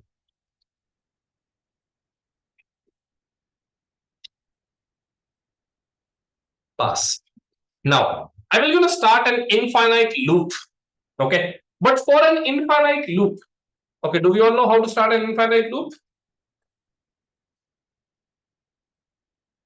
While true. If you want to start with while loop, or if you want to start with for loop, you can write for x in range, any number that you're never going to hit. Just do this. Give a colon. Now, first you need to print what all options you have. So now I have to write a lot of print statement. But the better approach is I just make another function. So what I'm doing is I'm going here in my functions and I make a 7th function where I print all the options. So every time I need to print option, I can just call this. So I have a function where I'm printing what all different options I do have. print a library management system. I'll just run this print statement to let you know what it's going to do. There you go. It's going to print this. Okay. Now what I do, I call this print menu here. Tab print menu. Then what I'll do, I'll seek an input, right? That I need to take an input. What is your input now? Correct. So what I do, I run taking your choice in. I write choice is equals to input. Enter your choice. Now, if your choice is equals to 1, then what I have to do? If choice is equals to 1, what I have to do, everybody? Call the function related to it. Call the function related to it, which was stockbook. Okay. Similarly, I'll go till the last where my value is exit. I have to exit, and if I enter anything which is not relevant, I'll just ask for a re-input.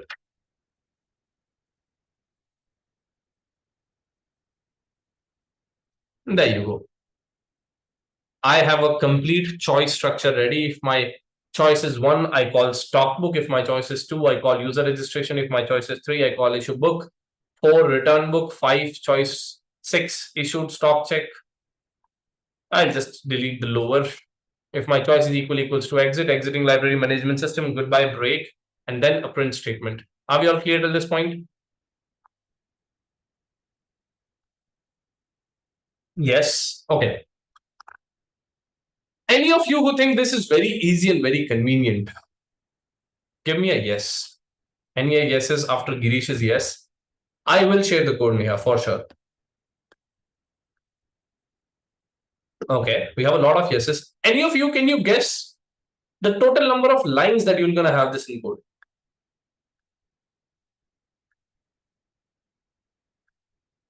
As of now, we are done with a very even spacing. I have not given any illogical spaces wherever is required. I'm commenting everything wherever I should be. And I have not written any one definition. And the function, the code is roughly 111 lines. If I write everything, I'm expecting it to be more than 300 lines if I make an appropriate logic. Even if I make the smallest possible logic, it's going to be close to 200 lines, bare minimum. So point is, this is the approach you should use. So as of now, it is making sense to everybody. Whenever you make a project, make the outline first. Then decide what your project will going to do when you are a beginner. Later on, you can just take help of AI. But when you are making this for the very first time, do not take help from AI. Do not let AI do anything for you. Sit down, write your own code. Now, let's start adding definitions. Okay. The first definition we have to add is stock book. Now, you need a book ID, you need a book name, you need a book author, and you need a book category. That's what you need, right? So you're going to need a lot of inputs. So what do? Is you seek all of the desired inputs.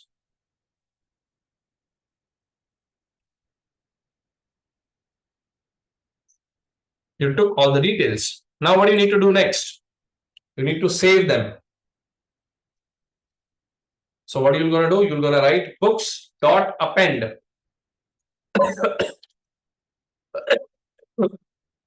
A list of book ID, name, author, last is category. And then print status that you added the book. So you just print it.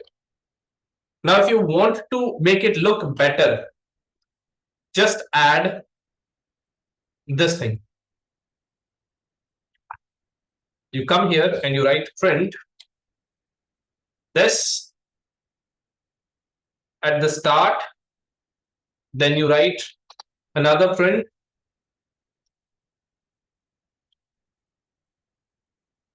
stocking books in. and then you just write this again. And at the end, you just write this again and give a blank print statement. So that now let's do a Control+A and run the function. What choice you want to enter? I want to enter a stock a book. Stocking book in, enter book ID B001. Enter your book name, code with Ravi. Enter your book author, Ravi. Enter your book category, coding. There you go.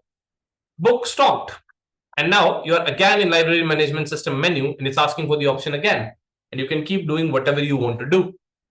For now, we are making a backend. This is known as projects which are purely based CLI. I'm not telling you how to make user interface. I'm not telling you how you can make an HTML, CSS page and then connect with it. We're not going to do it for now. Later on time, we can do it. But again, this is your first project. We're going to keep it as simple as possible. Okay. Now, everyone, is this clear? Yes. Now, I'm going to add one more feature here is, I'm going to add one more thing that is available so that whenever the book is not available or whenever the book is lent to anybody, I'll just change the status from available to issued. So that this way I'll be keep an track of book in the library also and in the issued also. Okay.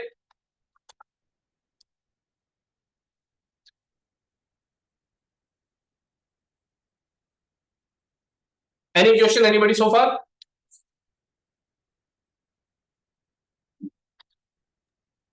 No. Okay, so I don't want to start with the blank library. So what I'm going to do with my name, what are the names we have, what Banu's name or what Girish's name, we're going to create few books so that we can do a stock check. Okay, so I'll just create sample books here. So I just created few books, Learn Python Fast, Ravi Programming Available, Bhanu Programming, Mastering Java, Web Development Essentials, Girish, Data Structure in C++, Ravi, Machine Learning Basics, Bhanu. Now, we have a stock book feature which is running. Let's do a stock. Where is stock check? Okay, we'll do a stock check. Let's first take the user registration, the more simpler one. User registration is very simple. What I need to do, I need to take the name, mobile address. First of all, I need to print all of these to make it look good. So I'm going to do that. And at the end, I will going to do this. And whatever the logic I have to write in the middle. So this is user registration page. I'm just making this to look good, nothing else. There is no application of making these slashes a lot. Okay. And at the end, I'm going to write user registered. And status is success. Now the logic is very simple. I'll take the mobile number, I'll take all the desired inputs, and I'll just save them. So I took the mobile number, took the name, took the address, and save it in mobile name and address. Are we clear with second function, everyone? Ravi, hello. Yes, please. How you fill the input in one click? Like how I'm filling the input in one click, because I'm using AI along to make it faster. Okay. Okay. Now, are we clear with this, everybody? So far, we have done two functions for now. Okay. Now let's go to issue books. Now in issue books, this will be a bit complicated. First of all, to issue books, what do you need?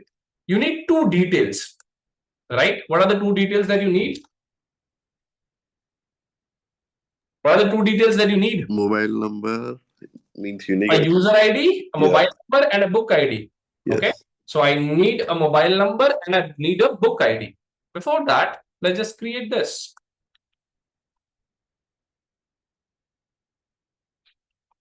Book issue page. And at the end, okay, we're not going to write this for now. But at the end, I'll just write this. Status I'm not going to write now because it is possible that you're going to ask a book which don't even exist. Okay. Now, what we do, first of all, we have to check both. What if the user doesn't exist? What if the book doesn't exist? So first of all, what we have to check user for check user. For user in users. For user in user, if user. Now, if you will go to one part of the list, see, this is the first ID, right? So you have to compare user of 0. So I'm just going to come back here and I'm going to write if user of 0 is equals to the mobile number that you entered here. Then only you're going to say you found the user, right? So now you need to know that you found the user. So you're going to make a status variable, user underscore found. And until the user is not found, you're going to write false in front of it. And whenever you got the user, you're going to just write user underscore found equals to true. And once you found the user, you need to break this loop. And you come out because you found the user. What if you don't find the user? What should I do? New registration required. For now, I'm just going to kill this feature. Ideally, I should do a new registration, but for now, what I'll just do, if user, or I can just write if not user found, that means not of false, which is true. Then I'll just write user not found and I'll write a return, a blank return. That means function will kill itself.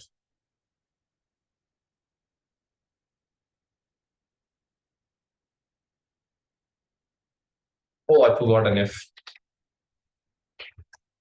Okay, clear till this point, everyone? So as of now, I've tracked that I found have the user or not, and I don't have the user or not. Now, what I will do, now I will, let's look for books.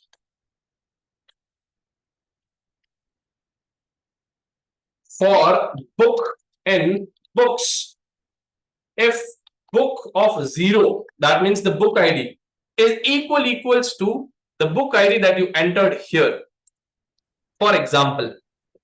Okay, and you also have to check if the book is available for lending. So book of 4 or book of -1 is equals to available. If it is available, what do? You first change the status of the book, of that particular book, to issued.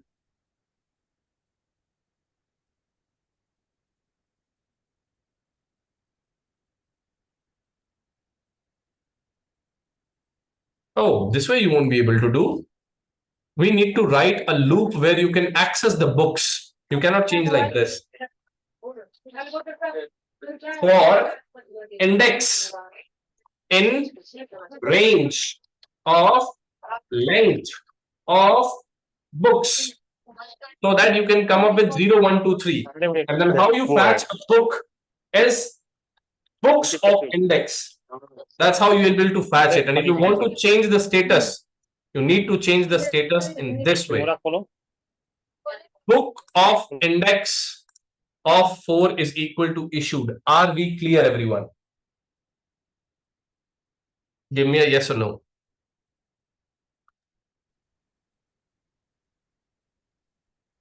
Okay, Everyone can you make sense? explain this? And then whatever book ID or username you requested, you just add that to your issued book list and you return, you print what book issued. So you do a print here where you write book issued success. And you print these two things.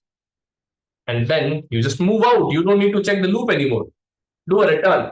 Now, my point is, what if there is no return? What if the return never executed? That means you did not found the book. So you just write book not available or already issued. And then you exit the loop in this way. Clear with this, everyone? So we check the user first. If user is not found, then we check for books. If book is found, we just issued the book. Now, we are done with the first 3 functions. Let's run them. I do a control+A. I do a control. Okay, let me just kill this first. Do a control plus A, do a control plus enter. So library, we are in library management system. You want to stock a book, enter your choice. I want to first stock a book ID. So initially the sequence I was keeping was this. So I'm going to write my book ID is B006. Code with Ravi. Book author name, Ravi. Book title, programming. Hitting enter. Book stocked. Now user registration. That's the second feature we did, right? Okay. So I'm going to do a user registration. I'll run 2. User registration page. Enter the mobile number. Enter. Enter the username, Ravi. Enter address. Enter. User registered. The third feature we did. Issue a book. Let's try to issue the book that I just entered here. P006. Okay. So let's enter a choice. I want to issue a book. 3. Let's try a mobile number. 1, 2, 3, 4, 5, 6, 7, 8, 9, 0. Enter. The book that I want to issue. P007. Enter. Book is not available or already issued. That means I tried wrong, did something wrong. Let's try again. I want to issue a book. 3. 1, 2, 3, 4, 5, 6, 7, 8, 9, 0. Let's instead of 0 write 3 this time. And then I write book ID as B007.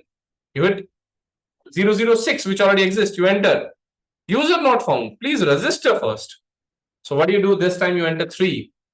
And then you enter a mobile number 1, 2, 3, 4, 5, 6, 7, 8, 9, 0. The book that you enter is B006 and book issued. And now I'm just going to exit it for now. Press exit. I'm exiting the library and I'm showing you all the data. So this is my books. Last book issued. This is my user list. I have one user with my name. And this is my issued book, which has one detail. So everything is working well and fine.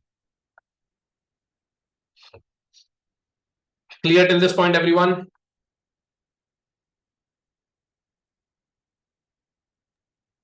Yes. Good. Now, so we have how many more functions? We have 1, 2, 3 more functions. Let's write them. Return book. Return a book is very simple. What you need as input, you need a book ID. All right. So you go to return,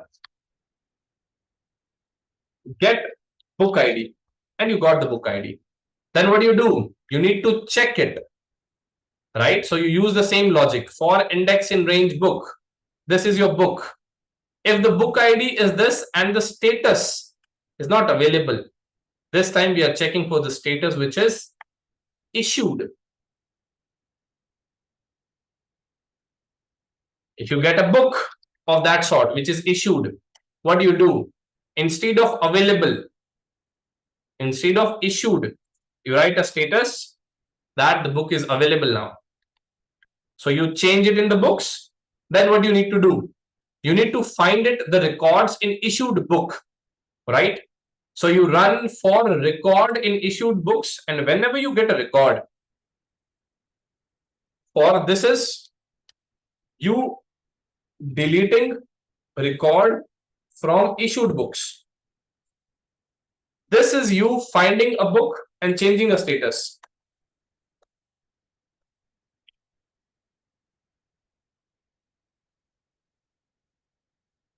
And this is you iterating all the books.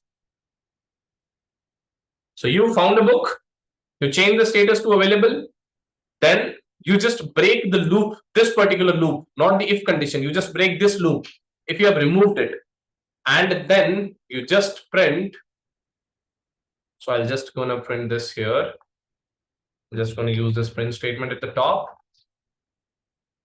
Book, return page.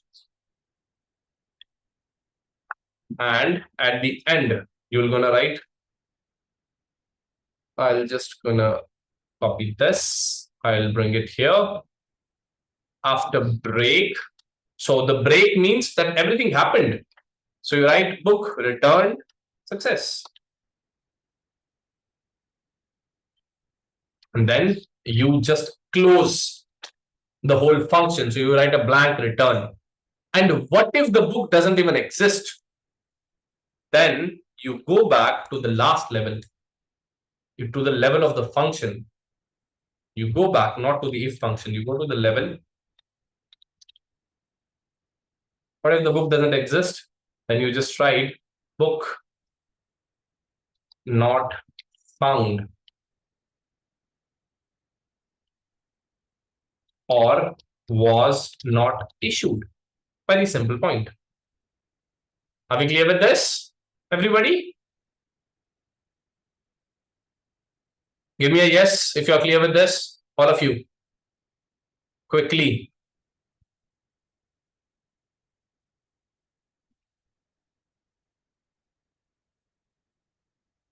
Okay, I will make one feature for you. Okay, so what I'm doing is I'm going to make one feature for you.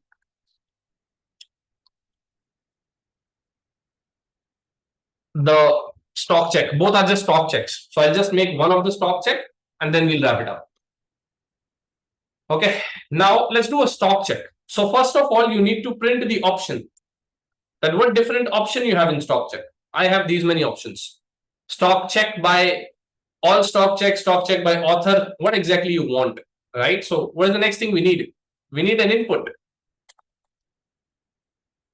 What category of stock check you want to run? So we need an option of stock checking. Okay. Now imagine if the stock check is 1, then what we are going to do? We're going to print all the available books, right? So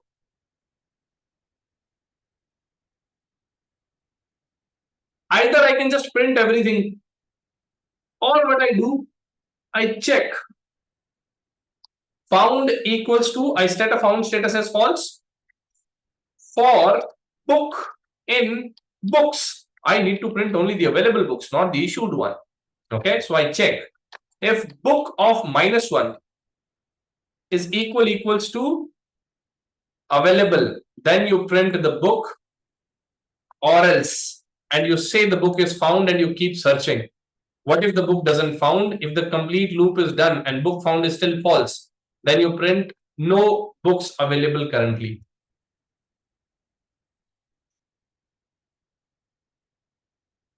If option is true, that means you are exactly checking that if the book has. So what do? Is you need an author name first.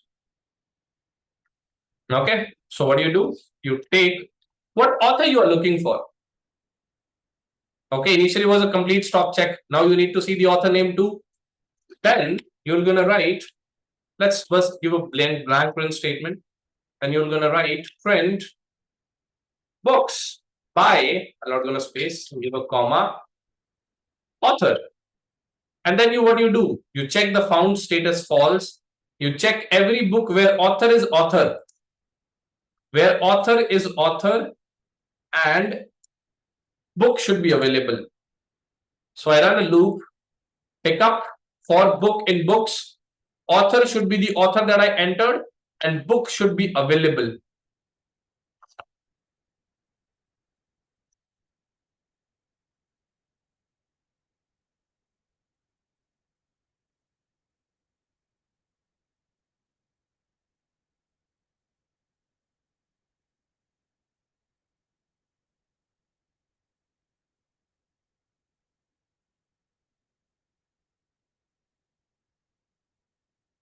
And if book is not available, no book available by author. Very simple. You can just take this formatting out. I don't like this format at all.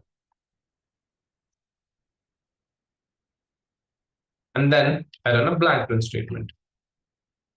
Are we clear till this point, everyone? Give me a yes. All of you. What happened? You're sleepy this soon. And the last feature is you do the same with the option number 3. And if you enter any other option, you just print an elif statement else, that the enter number that you try to enter is wrong. You take a category in, you search for that category, and you search for available book. And if any book is not available, you just print no available books, and at the end, you just print your slashes.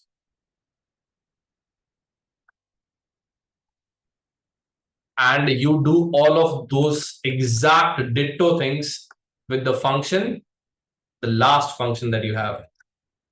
And I'm just going to replace it for now. There you go. We have a fully active library management code that is working, and it's of 300 lines according to me. I do a Control+A. Let's run it. Let's see.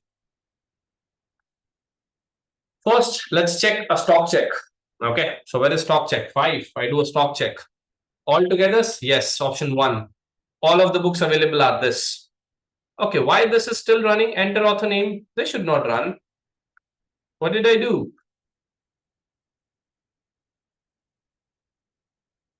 Enter option is equals to 1. That's what I entered. Why are you still checking it? You should not check that. Okay. How about if we do here, you give me a return back. We do the same on option number 2. You give me a return back. And we do the same on the last option. If everything is done, you give me a return back to the function. I don't want to run the function anymore. Let's kill it. Let's do a Control+A. Let's do a stock check now, which is 5. I hit enter. Stock check first, all together. Still asking for author name. How's that? What function I'm running? I'm running stock check, and I have return here. Okay, I forgot to add returns here. Oh, I forgot to enter an if condition here. That's why it's giving a stock check. Give me 1 second, everyone. So this should be elif option is equals to 2. So this whole thing here will go forward, and we have to enter an if condition here. Now let's save this. We don't need a return anymore. I don't need this. Kill it. Do a Control-A, run it. What I want to check, I want to do a stock check 5. First, these are all books available. You are again here. Let's do a pipe again. I want to do a stock check option. I want to do by author. Author is I want to check all the books available for Ravi. These are the 2 books available for Ravi. Now I want to do a stock check again, 5. I am looking for programming category this time. So I'm going to enter an option as 3 and enter category programming. These are the books which are available for programming and available. Now let's go with the first one. I want to stock a book. Yes, I want to stock a book. I'm stocking a book, entering book ID as B006. Hit enter. Now entering the name, code with Shivani. Book author, Shivani.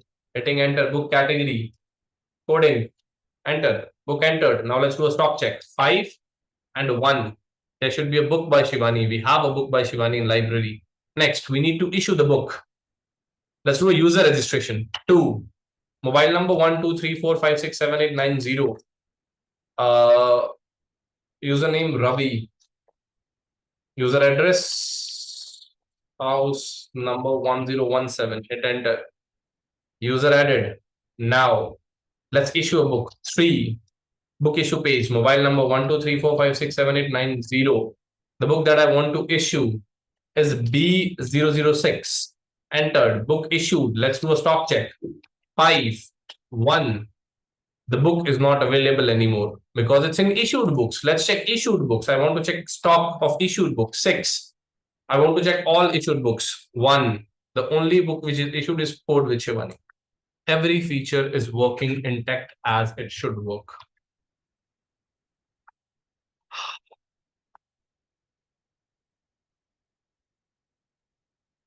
There you go. We are done with the whole thing that we wanted to do. If you have any question, you can ask.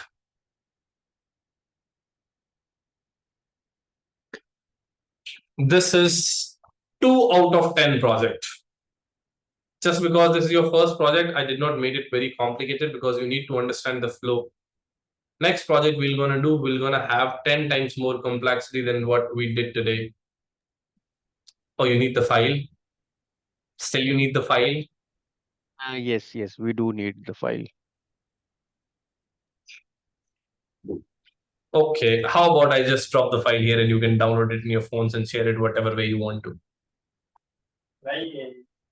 What?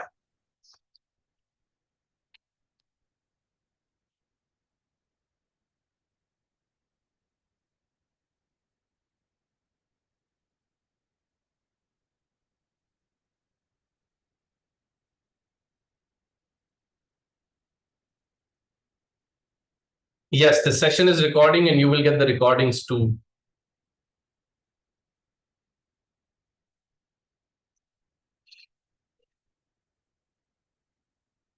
If you have any question, we'll take that up. Any of you?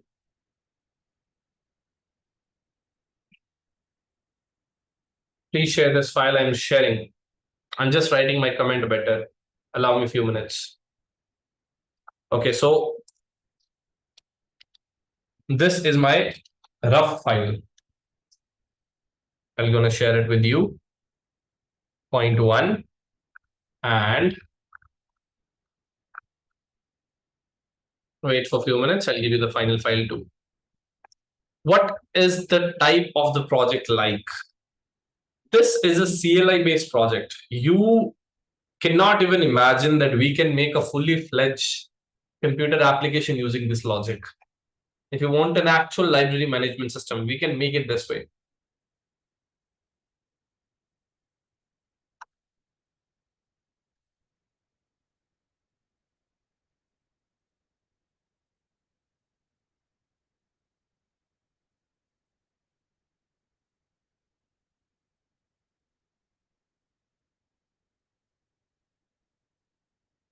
We are 34 members. No one has any question.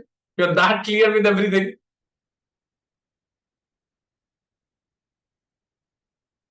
Okay. Can you brief me more about the type? What exactly is the type? This is okay. Everyone stay, don't leave for now. I'll just take maximum 5-10 more minutes. See, this is not a real life project in Python, problem number 1. This is the kind of project that you pick to give you clarity about the modular approach of project making. If you will understand the whole project, we have not done something very complicated. We just took a very huge project, divided it in modules and implemented it by module, even testing it by module. So this is more of how you plan a very huge project. What we did today is not exactly a huge project. What we did today is a clarity, how you plan a very huge project and you do it. I guess it's most probably it's on weekend. I'm not very sure.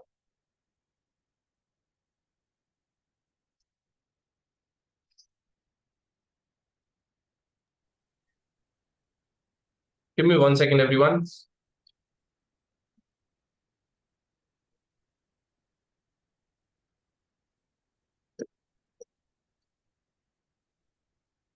So I'm sharing you both codes for now. The rough code is the code that I made.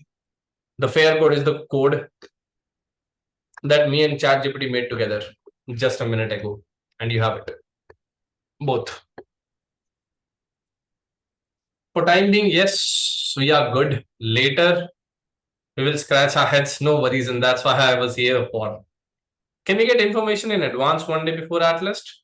Wasn't you had an information 1 day before? Oh, that's why you are only 50. I was supposed that I was expecting an audience of 300, by the way. How it will be relevant for a data analyst student? It's not relevant for you. Today was not a project that's relevant for you. Today is your day 1 in project making, where you got the basic understanding of how you make projects in modular approach. The project that we were going to do related to analysis later on will going to be the project that you're going to need. But an analysis or an ML project goes for 300, 400 lines. Okay. So point is, at that time, if you cannot even understand the modular approach what approach I'm using, it's going to be very difficult to understand the complete flow. That's why slowly, in next class, I'm going to give you a flavor of how to do basic problem solving. Instead of moving to actual problem, we're going to do basic problem solving one more time. The star pattern, one of my very favorite topics. Why I teach star pattern is the only topic that makes your mind the compiler. Before writing a code, you have to think in your mind what the code will give you the output. That's why it's my favorite topic. Okay. So maybe one more class that we're going to have, we'll keep it in basic problem solving skills related to string, list, and star patterns. The next class, we will do an actual analysis project where we will fetch a data set and then we will pre-process it in different ways and then we'll train an ML. Then we will analyze different things in it. Okay, I'll make sure, Himanshu, that next time you know a day early. As of now, we have not written any good. Go ahead, everybody who wants to ask something, ask. Yeah. We are open for Hi, a few Ravi. minutes. Hi, hi. Hi, a 13 Pro Max. Please tell me your name first. Manish Batra. Yes, Manish, please tell me. It's just an off topic. It's nothing related, but it is related to our subject. Yeah. Go ahead. What do you think AI will do with a business analytics or? Okay, before that, let me tell you something which is going to be useful for you. Okay, we can have this discussion. I'm going to be connecting with you for a lot of projects. Okay. For now, I lead a lot of things. So maybe I'll go in touch with you for a lot of new things. Okay, we all are done with 2-3 months of training of whatever we have to do. Correct? Everyone give me a yes.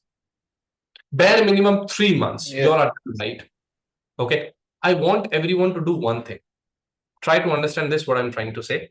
You need to understand why you have to do this. That will help you on a longer run. How many of you are currently applying in jobs on daily basis?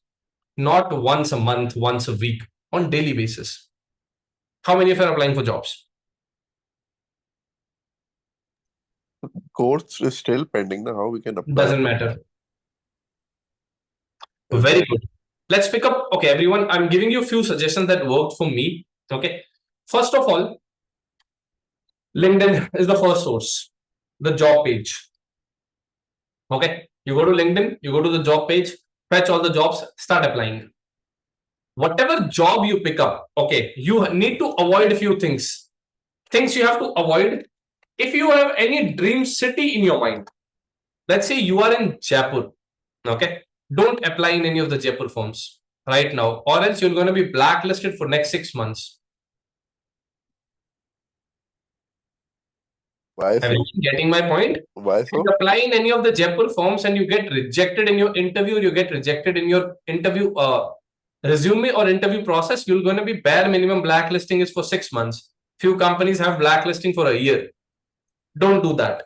If you have any, happened to my spellings today, seriously, if you have any dream city or if you have any dream company in your mind, do not apply. Make sure you do not apply in any of those. This has a dual advantage. Advantage number one, you will not get blacklisted. Second thing, your confidence is at peak. I'll tell you why. Let's imagine, okay, you are in Jaipur right now. Anybody give me a city you live in?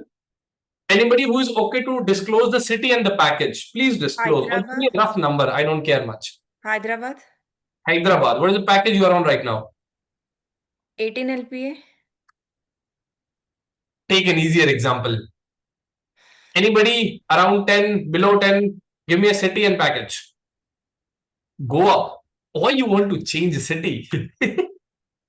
Okay, let's take 12 LP Indore, for example.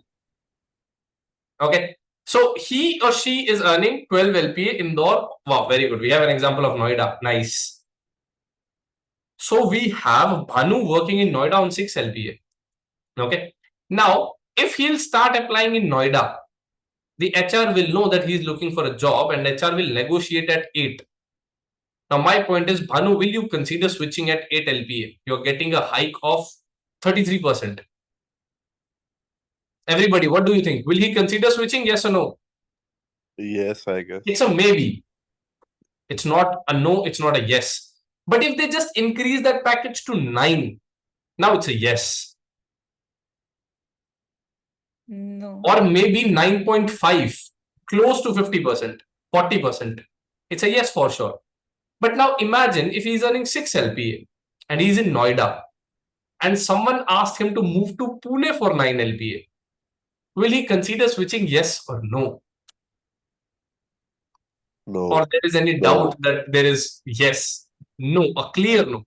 But my point is, now when they say 9, Bhanu is not afraid of anything. He's going to say, I need 12. The kind of skill set I bring in, the kind of curiosity I have of learning, I need 12. Now, my question to Bhanu or everyone is, if he's getting 6 LPA in Noida and if he's getting 12 in Pune, is it a good shift to make? No. Yes. Maybe. Yes. Maybe. Depends on what his current age is. If his age is below 30, it's a good shift to make. Very good shift to make. Okay, if his age crossed, there are a lot of factors that come in while deciding. Bhanu is himself is saying yes. We can't say anything now. So point is, in your usual interviews, you cannot ask this much. Let's say he's giving in a Noida-based company's interview and it's his last negotiation round and they are saying 9. Bhanu will not going to have the capacity to say 12. None of you, even not me, you are asking double of the hike that they're offering you. But when he don't even need that job, that he's sure that for 9 LPA, he won't be moving to Pune. So there is nothing bad in giving a try on 12. If I'll be at that position, I'll ask 15. But how about 15 LPA? If the kind of experience that I bring onto the table, the kind of curious I'm about learning, if you get through the basic interview, you'll ask 15. Maybe you'll negotiate till 12 and you'll close on 12. Then go ahead, change the city, change the job. Done. And as soon as you sign the contract with the new firm, repeat. Now you know your worth, 9 LPA or let's say 12 LPA. Now we are looking for 18. IT works that way, everyone accept it. Until you don't have your salary stabilized around 10 to 15 bare minimum, all of you who's below 13, 14, keep struggling. I know a lot of people who just know Excel and earning 12 LPA. Just Excel, nothing else. Okay. So this is how IT works. You have to keep struggling. Now, point 1. Now I'm guessing all are clear why I'm asking to not do this. Don't apply it in your dream city. Don't apply it in your dream company. The same thing happens if you apply it in your dream company. Let's say that Bhanu wants to go in Deloitte. He goes to Deloitte. Deloitte hires him, but offers 9 LPA. He will definitely say, yes, it doesn't matter. He's afraid he wants to be a part of that company. So avoid your dream company, avoid your dream city. Maybe once you're done with the course, then apply and go ahead and do that. Point 1, you will not going to apply on the dream company, will not going to apply on the dream city. Or if you are someone who is already earning 12 plus, just don't apply in your dream company. Apply in every competitive company. Because when you ask 12 plus, that means you have a value in market. Okay. So just don't apply to the firm you are seeking. Just leave your dream company outside. Few 1, 2, 3, 4 names. Just apply in every other company. It doesn't matter what their package is. Don't look at what they have to offer. I'll tell you about one of the examples that I got. There was a very small scale company when I used to be in my initial days, when I used to work like 8 LPA, 9 LPA. They listed their job package as 10 LPA. Very simple thing. They listed their job package as 10 LPA. I just wanted to try an interview. Go ahead, give the introduction. Give it a try, give the interview. There's nothing bad in giving interview, guys. Give the interview. Schedule interview, give the interview. When the negotiation comes in, then say the kind of interview went ahead, or the kind of roles and responsibility you are looking for. I think the kind of experience I'm bringing onto the table, 13 is a good number to negotiate. Let's say you are on 10, 13 is a good number to negotiate. You are on 12, 15 is a good number to negotiate. Start the bidding with 15. You don't need a job. Again, why we don't need a job is, interview is as simple as giving an exam. If you will understand how the past 10 exams went, 90% chance you will score 60% in the 11th one. Give 10 interviews, note down after coming out of an interview, note down what that person is asked. Hit the person's ego, it doesn't matter. When you are not about to, let's say you are live in Bangalore and you requested an interview in Assam, for example, you're not going to go there. So while in an interview, hit the ego of the interviewer. I know everything, please ask me anything. He'll ask you the most of the hardest question that he should ask. Then note down all of those questions. Do 10 or 15 of such interviews. Your 16th interview will go very good. Just by reading the questions that you've already seen in past 15 one. I'm not saying that you know anything. For now, imagine that you don't know anything. Just take the 15 of experience of past 15 interviews and do it. Now, what we have to avoid, dream city. Second thing that you have to avoid is referral. You all know what are referrals? Yes, no? Yes. Anybody who don't know referral? So referral is, let's say XYZ of your friend is working in that company and he can give you a referral. Everyone remember, when you get into any company via referral, you are already 20% selected. Hard and fast rule. In IT, no HR will gonna say yes to this, but IT works on politics. And if you can get your friends in, this is very good behavior for an HR. Okay. So referral, when you seek referral from anybody, 20% you're already selected. You just need to fight for the rest 80. And out of 80, you just need to win the 60 and you'll be done. Okay. Now, so avoid a dream company, avoid a dream city, and avoid referrals for now. So what are the ways? Point one is LinkedIn. LinkedIn job pays. Second thing, whenever you see startups or whenever you see any firm, you're going to get a lot of HRs listed. So while you are searching for job filter on LinkedIn, also go to a filter named as post. See how many people are posting that we need this candidate, we need this candidate. Figure out their email. Take the job description, take your resume. Combine them both using ChatGPT and ask ChatGPT to draft an email. Applying, once you'll have a bit of practice, applying in one company will going to take 2 to 3 minutes. Drafting a good email, draft a good resume. Understand a bit about ATS score. I don't know if somebody told you about ATS score or not, but ATS score is something. And there are very simple tricks to pass ATS. Sit down, watch 4 or 5 YouTube videos, figure out how to get through the ATS. Okay. Once you are done with that part, make a good resume, put a lot of things in it. Hyperlink your resume first, write 2 to 3 articles. Maintain articles first.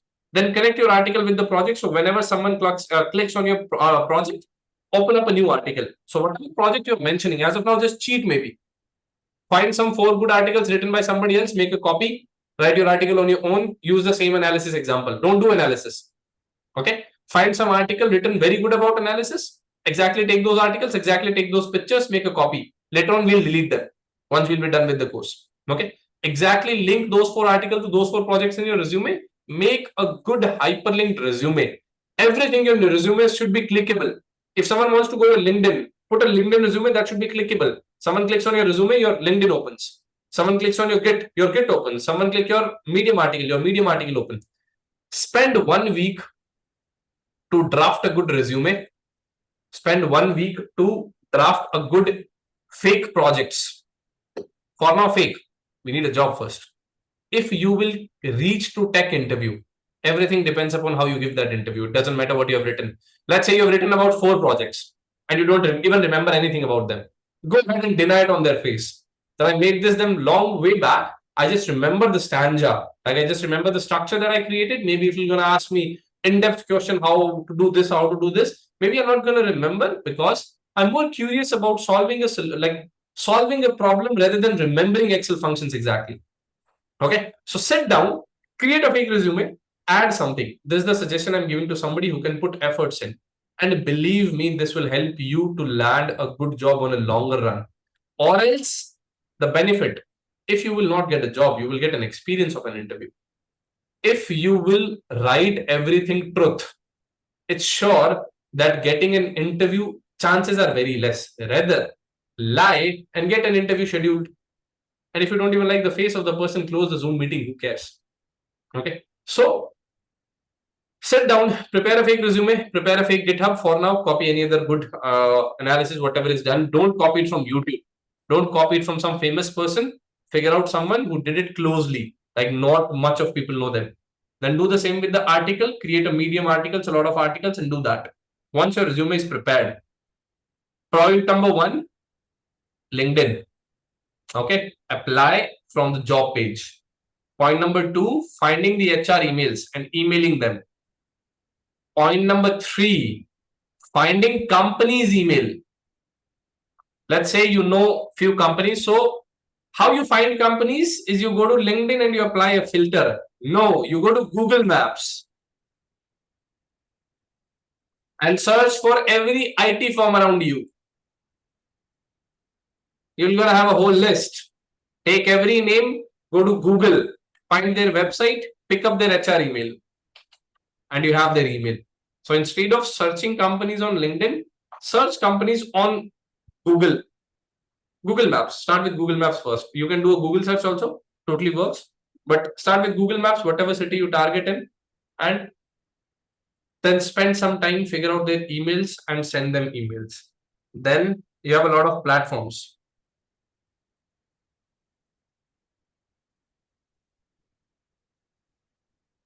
There are a lot of platform, a lot of things like Indeed is a platform. Okay. There are a lot of platforms for jobs. Go to ChatGPT, search for the different platforms, pick up them, start applying, make a habit of applying in 10 daily.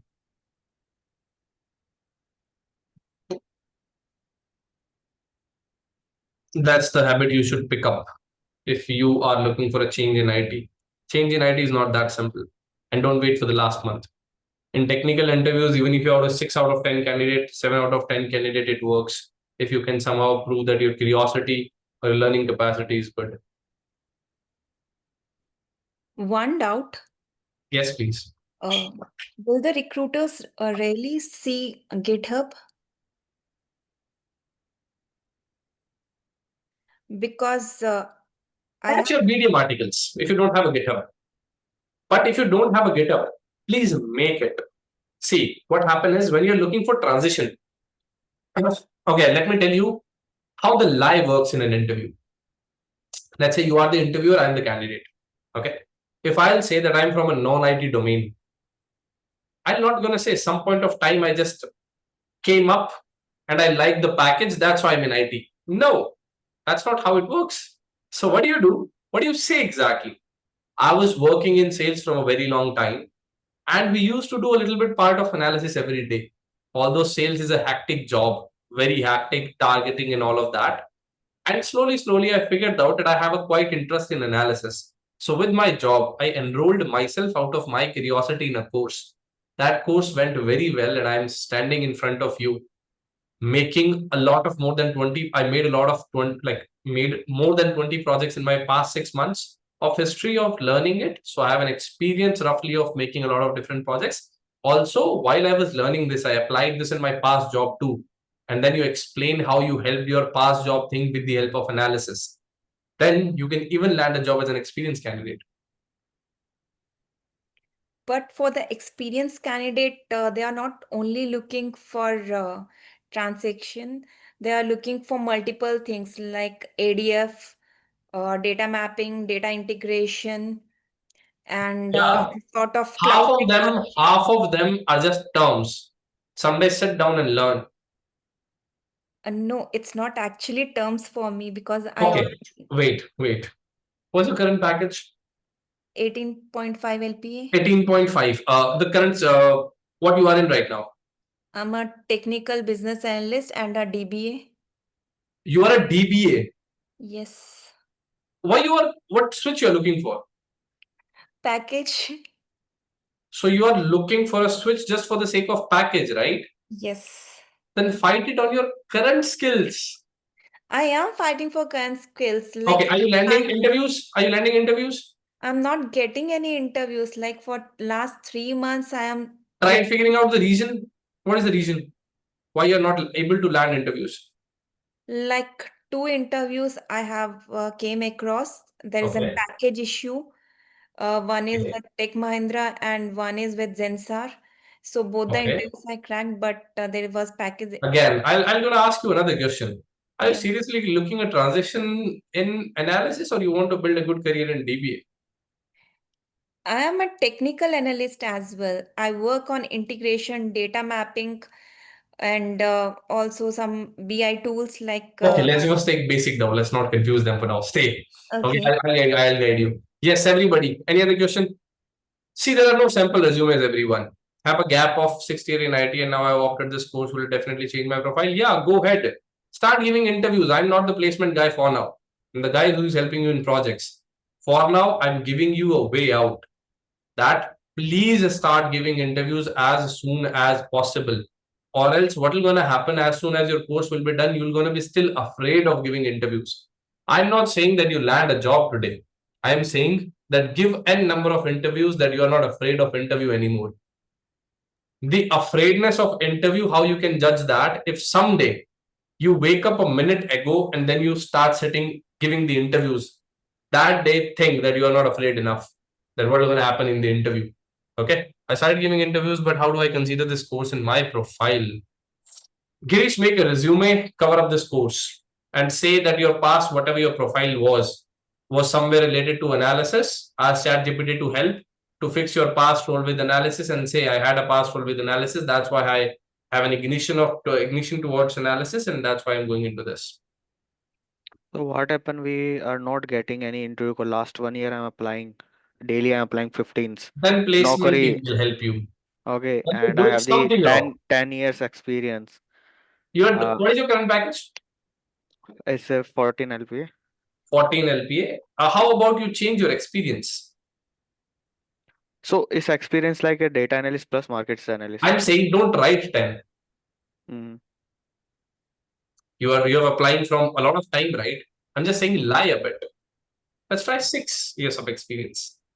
No, as per the job role I'm applying, mention the same thing. So like the job role is for the data analyst. I But mentioned you are mentioning in your resume your total experience, right? I'm saying lie. Don't mention all of your companies. So what happened? So when the date is coming, the gap is coming. Why is the gap? What mentioned for the gap year? Do we mention that in resume? Yes, no? Yes. So when you No, leave we the don't mention everybody. We don't mention gaps in resume. No, when you company, as I an am example. saying, okay, I'm completely getting your point. See, I'm someone who loves to play around. Okay, if I can stop the